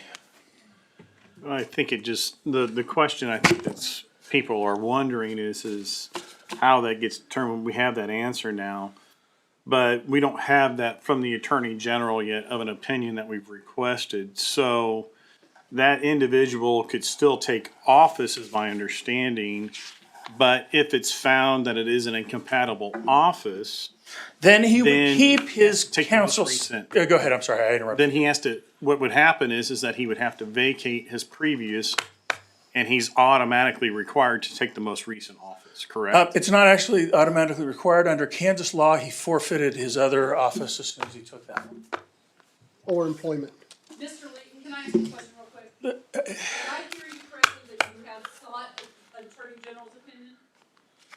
My understanding Have is some that we questions, have. I think he has more information for us. In terms of that question, yes, I have sought an Attorney General's opinion. Thank you. And I have advised the council. It's hard to hear you guys back here. Me? I'm really surprised. I've never been told that I've been quiet. Okay. I think you're just getting tired with the hour that it's getting. No. To be clear, on a different subject than we've addressed so far. Oh, God bless you. Yeah, because my concern Thank is you. also people online may not be able to hear as you, It's turned on. because I do know that the people online are watching this, so Yeah. they might have missed out on Okay, something. I'm just gonna talk really loud then. And we'll stay on by that mic, or point that We're gonna mic stand over towards. here. All right, can everyone hear me? Ask the people on YouTube. I'm sorry, They can. Yeah, okay, I'd on. be surprised if the people on YouTube can't hear me in their house already. there you go. There we go. Um, There we go. okay, now I have. Now you don't have I had to it. yell though. I know. We'll be blasted out of the room. All right. Yes, I have requested an Attorney General's opinion. I requested an Attorney General's opinion regarding the compatibility or incompatibility of office as requested and as upon my advice to the council and as requested by the council. In other words, it's my determination to make. I told the council, I researched the issue, there is no law in the state of Kansas regarding the compatibility. And let's be very clear, we're speaking of Mr. Peel's election as city council member. It is ultimately Mr. Peel's decision, to be crystal clear, it is Mr. Peel's decision whether or not to take office. It is the determination of a judge at some point if compatibility is ever challenged. If the Attorney General agrees to issue the requested opinion on an expedited basis, then we will know what the Attorney General thinks. I would note, as to the significance of Attorney General's opinions on incompatibility of office, there are two subjects upon which 80% of the Attorney General's opinions are issued, maybe more. Cora and Coma, the Open Meetings and Open Records Act on one hand, and compatibility of office. On compatibility of office regarding cities of the second class in the state of Kansas, there are more than a dozen opinions. None of those opinions, no court has ever addressed whether or not an individual who is on a jointly created recreation commission, jointly created by a city and school district. They may be created in Kansas by a school district or city, or both jointly. Whether or not an employee of that commission would, whether or not his or her serving as a city council member would be incompatible with their employment. In light of the fact that there is absolutely no law and that there are opinions going in both directions related to it, yes, I request an Attorney General's opinion and advise the council the same.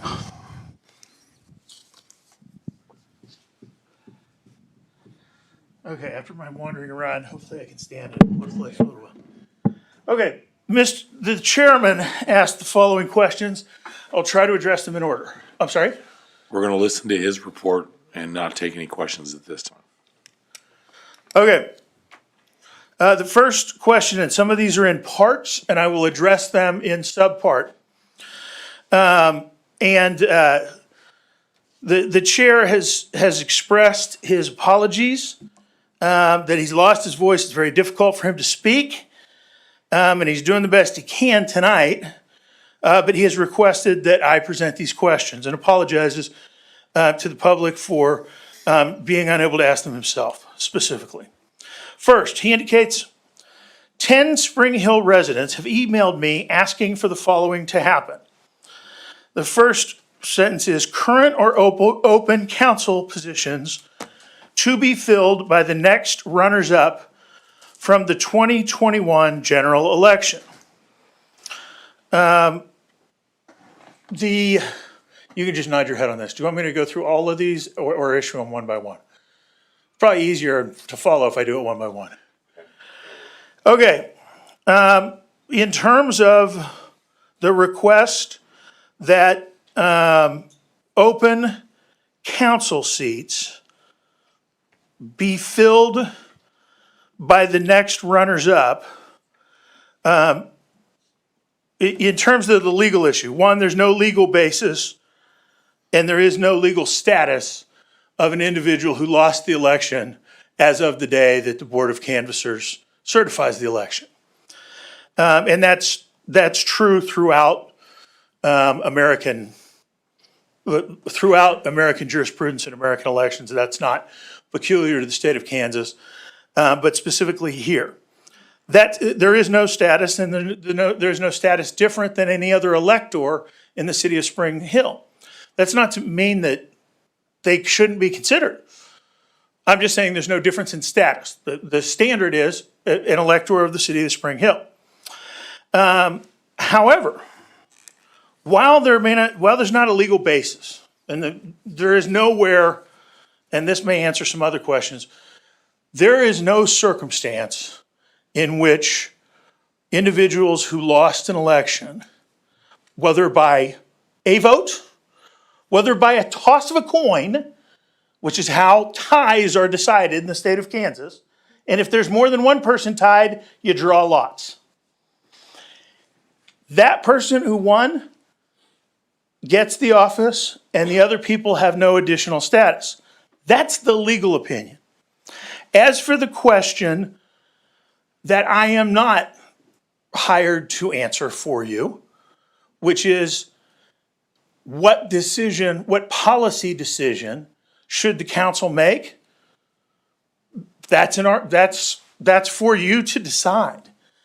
In particular, it's for the mayor to decide when nominating a person, and for every council member to decide when they cast their vote as to whether or not to consent to that nomination. And that's the best way I can answer that question.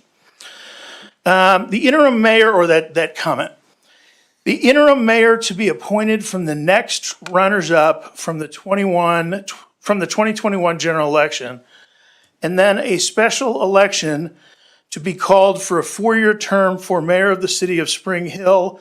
This needs to take place no later than January 10th. Okay. In short, none of those things can happen, and those are all legal. First and foremost, the mayor is not appointed. The mayor is not appointed, period. Secondly, a special election cannot be called for electing a mayor in a city in the state of Kansas at any time other than in November. That is pursuant to a uniform Kansas Act, which was enacted in 2015. I believe it was Senate Bill 88 that was enacted in 2015, requiring the change to be made by 2016. And the city passed a charter ordinance as required by provisions of the act in Charter Ordinance number 36, in part in response to the act. So while I understand that people have said that, I'm not, just to be very clear, and none of those things can happen under the law. The next one. This is the scenario that Representative Adam Thomas discussed with approximately 14 to 16 people in a meeting this past Monday. I have no response to that. Could I please address the ins and outs of this scenario? This is all under question 1, each of these parts, so I'll address both parts. With regard to open council seats, or what they are as vacant council seats, those are subject to the appointment of the mayor upon the advice and consent of the council. It's not my role to advocate for a policy decision. In terms of the law, there's no difference in legal status, but as to considerations for elected officials, those are entirely at your discretion. And so I shouldn't opine upon that. Okay, any update on the Attorney General possibly issuing an opinion on the matter of conflict of interest in regards to Councilman-elect Brian Peel holding the position of Council President, Mayor or City Council member? The Attorney General has not responded. And I have received some emails that I will try to get back to everyone on. I'm going to try and do those in sets of groups to save the city some money, rather than responding independently every time as I initially did. The Attorney General ordinarily, if we get an opinion, if the Attorney General agrees to give us an opinion, which he is not obligated to do, from a request from a city, I do not expect that it will be quick. Ordinarily, Attorney General opinions take months and months to obtain. In fact, ordinarily, there is no chance that we could get an Attorney General's opinion on this matter. But Deputy Attorney General responsible for the Division of Governance responded to my call on Wednesday before Thanksgiving and requested that I write as detailed as possible an opinion to have to her by Monday morning, and she would take it up with General Schmidt. We've done everything we can to get that done. The attorney for the Recreation Commission agreed to be a co-signator and co-participant in the request for Attorney General's opinion. We provided a great deal of detail and exhibits as requested by the deputy in the hopes of getting one by January 10th. Ordinarily, the Attorney General's office, in issuing an opinion, not only contacts any other involved agency, which in this case would be the Recreation District, but would also notify every other agency of that type in the state, notify the League of Kansas Municipalities, and notify any other potentially interested parties, the Kansas Bar Association, etc. All of those parties are entitled, under the Attorney General's rules, can file what's sort of the equivalent of an amicus brief They can file an opinion with the Attorney General's opinion, with the Attorney General's office saying which way the opinion should come out. So, we don't have one. Do I think that we'll get one or not? I don't know. I'm hopeful. I'm optimistic, given the response to the Attorney General's office to date and the manner in which they have handled this. But it'll be a big win to get one by January 10th. It's extremely unusual. All right, if the AG chooses not to offer an opinion, it is my understanding that the determination then falls to the city attorney. Please address how this will work and what the stance of the city attorney and the stance of the attorney of the city attorney at this time. It does not fall to me. I have no authority to make a decision. I can give you an opinion. My opinion on this is I don't know. And that the best thing that should be done is to obtain an Attorney General's opinion, because there are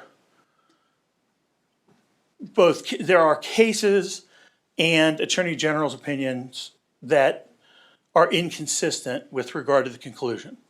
So I can't answer that question at that time. But I do wish to be crystal clear, and I'm sorry, I'm sweating a little bit at this point, which is because when I get in pain, I sweat. It's one of the things I can tell. Do you need to sit down? I may. I'm gonna try to. Yes. I apologize, but I do need to sit down. You want a short recess? Would you like to have a short recess, Mr.? Can I have 2 minutes? Sure. Let's do it. 5 minutes? Let's make it 5. Make it 5. Sorry to keep everyone around. We need to. Mr. President, make a motion to be in recess for 5 minutes. Second? All in favor? Aye. Aye. We're in recess. That bladder must be the smallest in the.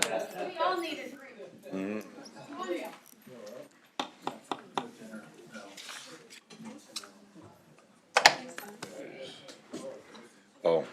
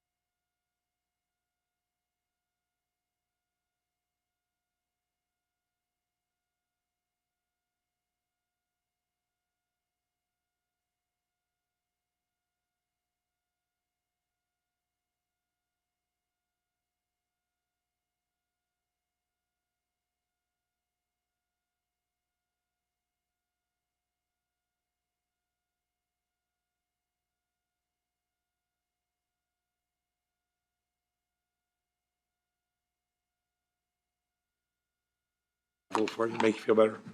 That make you better? Mr. Dunley?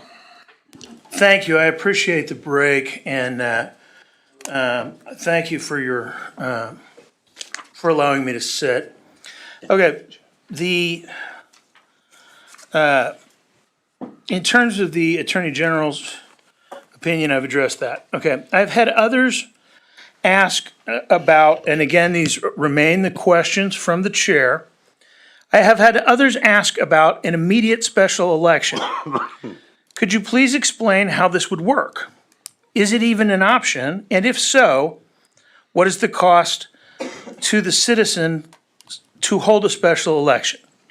Okay, the city cannot hold an immediate special election under Uniform Kansas law. The city can't hold an election for the office of mayor, and the city can't hold a special election immediately for a council member. However, there is the one scenario which I previously spoke of briefly, and to make clear, KSA 12-104A, which the city has purportedly chartered out of, but which I have advised you that I do not believe that that portion of the charter is valid, that I believe that to be a uniform provision. If the city fails to fill a vacancy within 60 days, a special election will be automatically called or will be required, and the city is required to call it, but if the city doesn't, the election commissioner can call it. And candidates, and the statute sets forth specific dates for candidates to file. That would cost the city, for the special election, as I laid out before, roughly $5 per registered voter within the city, and administrative fees on top of that as well. In the current situation, this may relate to questions about Mayor Ellis's decision to await appointing a successor to Mr. Graves' seat. Two things.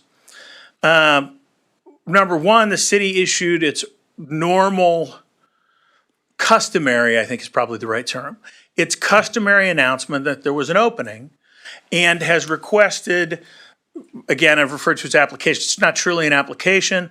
It's letters of interest and any references or a CV or whatever you wish to provide, but basically for individuals say, I'd like to have this position.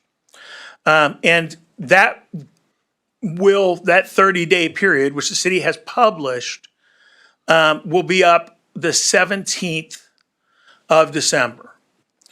Thereafter, the mayor could, at the beginning of the meeting on January 10th, and I have another comment on the January 10th to correct one thing, the mayor could appoint someone. It is the mayor being Mayor Stephen Ellis, could appoint someone at the beginning of the meeting on January 10th. I believe that it is Mayor Ellis's position that he believes that the next mayor should be the one to select the appointment rather than the outgoing or lame duck mayor. But there are other considerations that may alter that. One quick correction, sorry to correct you, gentlemen, but I need to because it figures into some of this. This is not your last regular meeting. The meeting on January 10th, the first Monday after the second Monday in January, thank heavens, the city designated after a city election in November, the second Monday in January is a regular session. So if there are last-minute problems, those last-minute problems can be addressed. But it won't last long.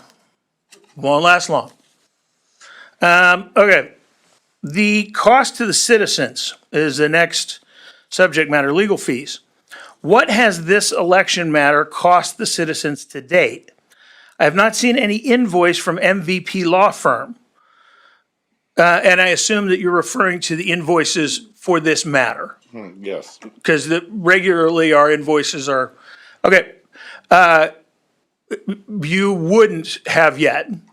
The November bills will be going out soon upon my review, and each matter, the billing to the city and this, as consistent with my past practice, but also as is described in the agreement,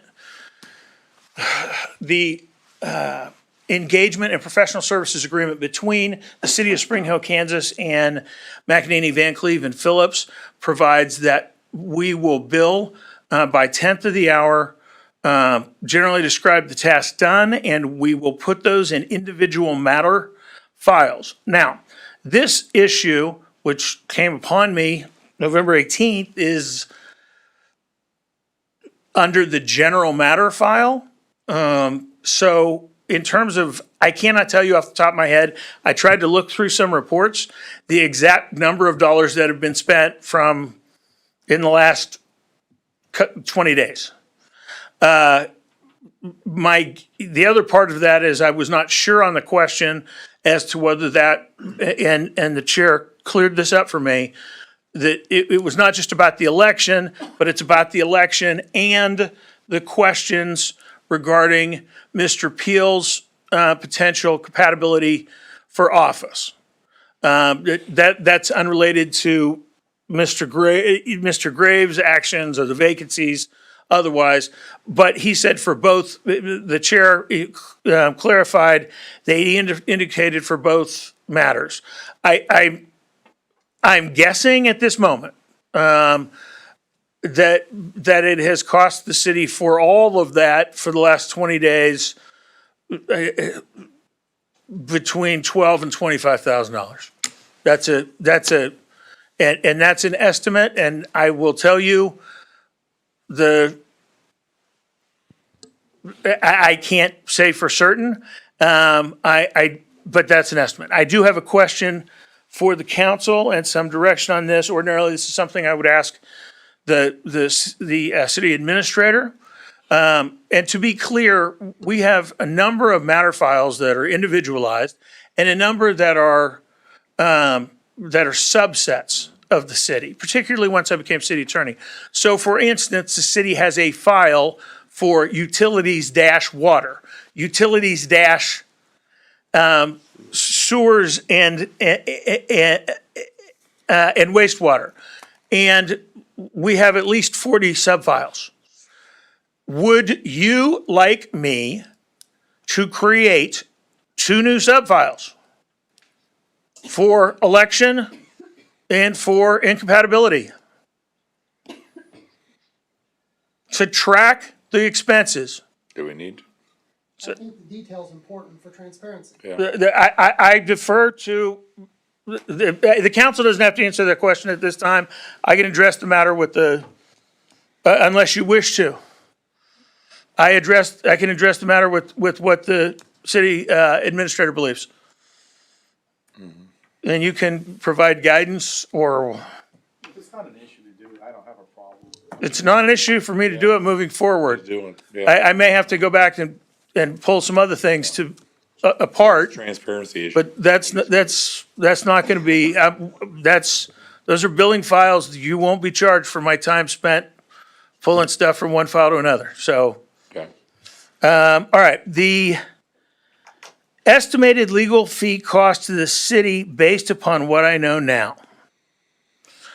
All right, this is a extraordinarily difficult question to answer. I am going to answer it. The answer will probably be so broad as to be, I'm not sure how useful it is. My answer depends entirely upon what happens next. Okay, on November 1st, I became the city attorney. On November 18th, the mayor-elect quit and his office and moved his family. That's fine. I don't know why, and it's not mine to know. That question was thrust upon me. I've tried to answer that question. What I know, it also depends on how many calls, emails I get. So that's very difficult for me to assess. Because the Attorney General's office has related to me that they are getting questions from Spring Hill and some complaints, and they're referring them all to me. And so that's something. And of course, all of the council members are entitled to call me or to send me emails or to request opinions related to that. So those affect. Okay. In addition, anything related to questions about incompatibility, I would guess somewhere between a total, between now and January 10th, I'm not going after that, of between $40,000 and $100,000. Okay. The reading onward, and maybe I should read this, I did them by subpart, but the chair stated, I feel strongly that these numbers need to be presented during the citizens during this meeting. Now is not the time to sidestep disclosing what this election matter is costing the citizens. I agree. It's why it's very difficult and it's speculative because it depends in part on what other answers. Yeah.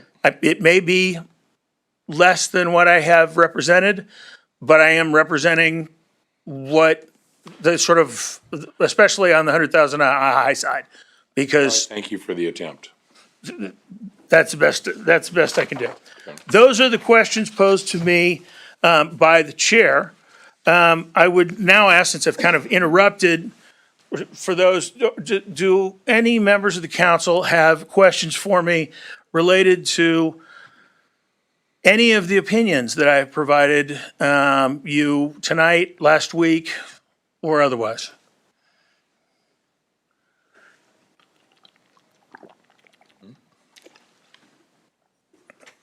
I don't have questions on specifically what you presented tonight. Can anybody hear me? Looks like my mic, okay, my mic is on. I don't have any specific questions of what you've presented. I think what the community is kind of looking for and seeking for, you explained and laid out what the process is moving forward at this point, based off of your most recent review of the legal, of what's, the state of Kansas, our ordinances. I think it would be good to kind of summarize what it looks like will be occurring in the next month and the next, the council meeting on January 10th, so people have an understanding of what to expect, because we have a lot of people saying a lot of different things of what they would like to see happen, but that may not be a reality of what can happen. Okay. What I expect to happen on January 10th, it is my expectation, it's not fair for me to put it's my expectation that two new council members will be sworn in on January 10th and take their council seats. That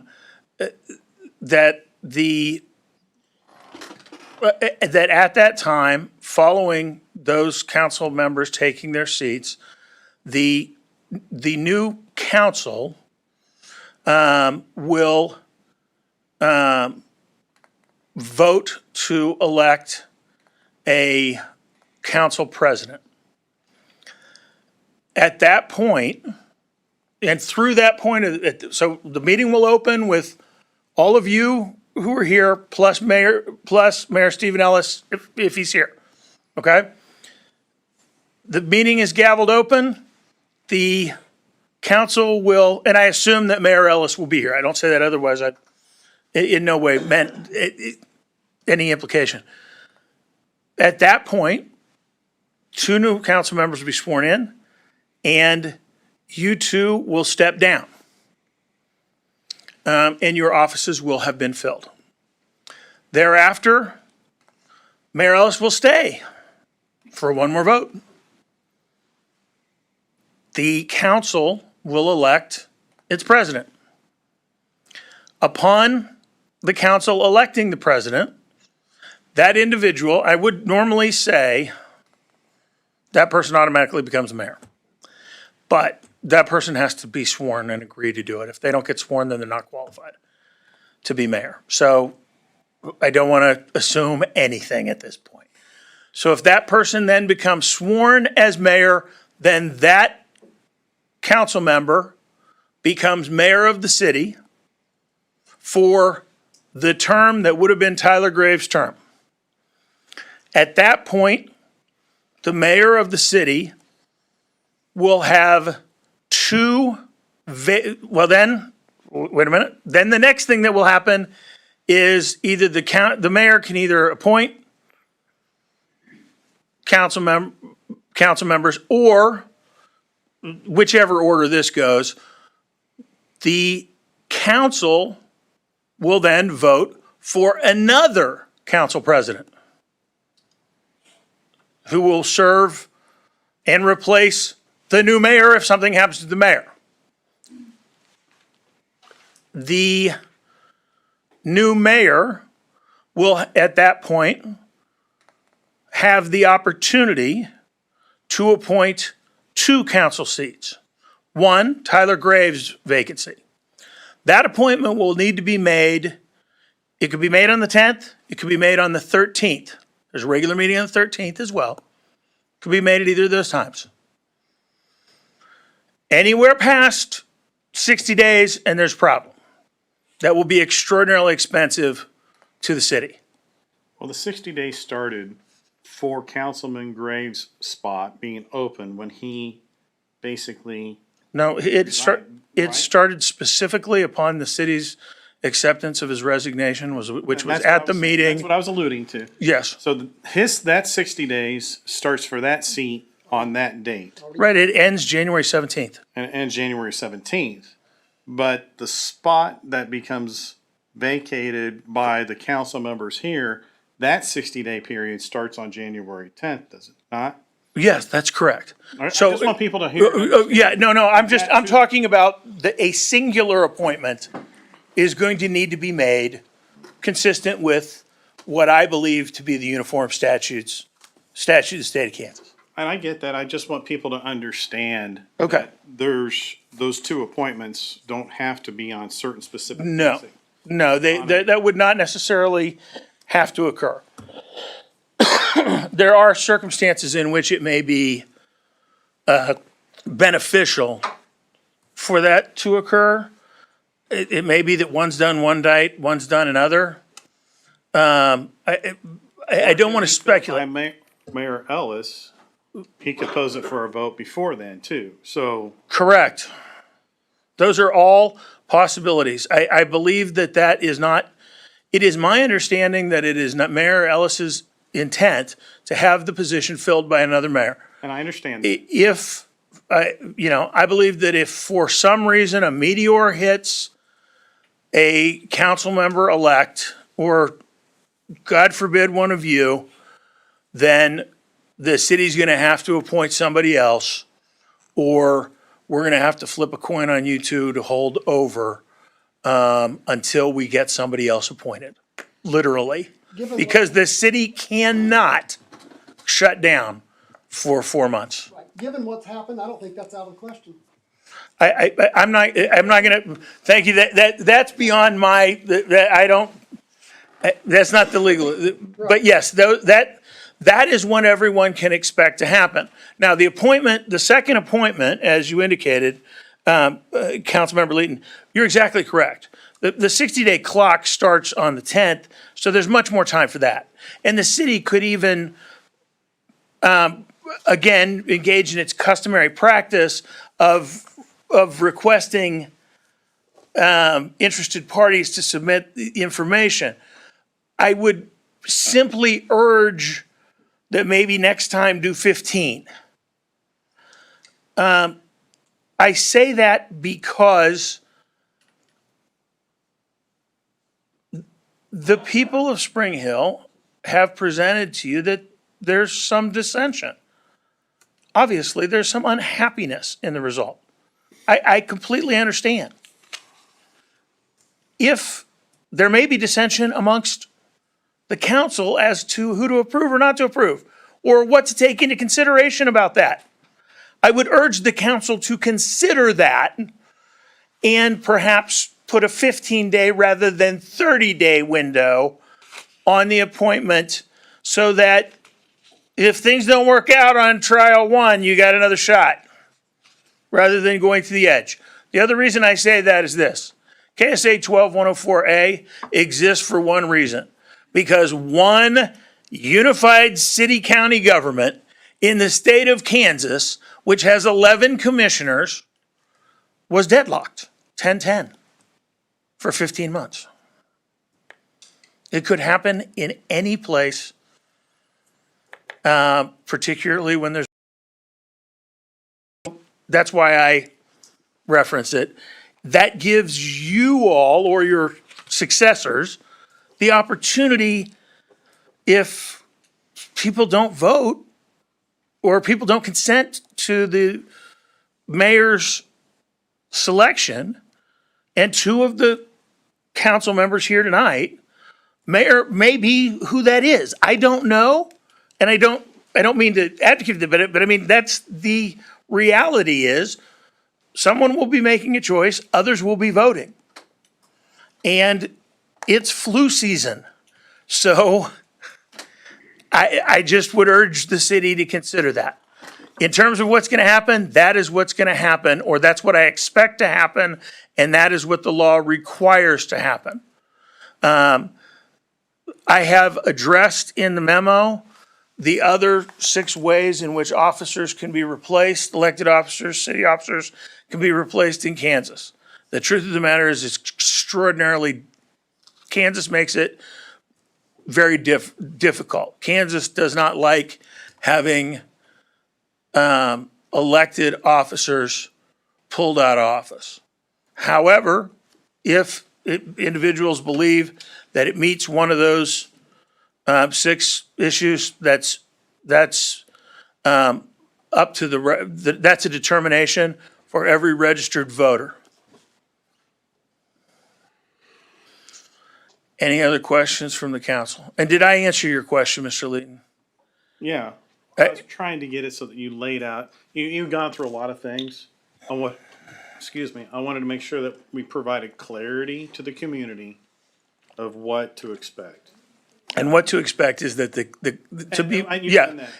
just to be. I think it's been laid out pretty well. And the one thing I wish to make clear is the city's method of determining this with the council president is having the elected representatives of the city's elected representatives, the entirety of the council, decide who the mayor is going to be. That's how that decision is made. All right. Thank you. Sorry if I took too long. Well, I think that answers it. If the citizens have questions, if you want to give them to me or send it to me, I will work with Mr. Dunley to see about answering any other questions. Well, I think the better way would be to the current mayor. Yeah. Those posed to the mayor. Yes, and that's fine too. And have those be sent to the mayor and carbon copy of the governing body so we can see what is occurring. So if we, okay, so now let's set that process up. Okay, I'd be happy to come up with a process, and I think an excellent process is one that doesn't involve anything where we carbon copy the council. That sounds fine. Okay? So that's a COMA violation. If any one of you talks to anyone else or sends an email, hits reply or hits reply all, we have a COMA violation. As I said it, I was like, yeah, we can't do that. So what, I guess my question is you're gonna give the document that you provided to the council to, you've got that, didn't you too, Mr. Burton? So at this point, is there any issue with posting that document online? It's a public document, is it not? It is a public document. There's no issue with posting it online. No need to have people get an Acora request. Let's just Other than the fact that I noticed the council typo. disagrees, let's get it posted out there so people can review it and see it. But then also, you're saying you'll put some information out there about the process of posing questions to the city. No, what I was just gonna suggest is that you can either, the city has a number of, officers that perhaps you would like to have one of the officers, or you can have those questions sent to the mayor, or you can have them sent to someone else. I just can't, what I caution the council against doing is copying all of you on all of them. But it sounds like what I'm understanding is that the recommendation would possibly to be sent to the city administrator, Mr. Burton. Or perhaps the city's, I'll defer to Mr. Burton on the management of his staff. I know the city has a public affairs officer, but I do not know who the best person for that to be. It may be that Mr. Burton wants them, if they're all going, wants them sent to me. If they're all going to be sent to me anyway, it may save a lot of time for the mayor, Chairman Owen, Mr. Burton, or Ms. Boxman. Okay, Mr. Burton, how about we defer to you? You decide how you want that handled. You can put something on our website, let people know if they have any other questions. And obviously, to be clear, that's that's what the council is requesting of the public, in part to limit some of the potential costs. Yeah. Because rather than creating a wheel, Yes. the public is always free to contact its elected officials. All right, I think that does it. Can I get a motion to adjourn? So moved. Second. All in favor? Aye. Aye. Aye. 400, we're adjourned.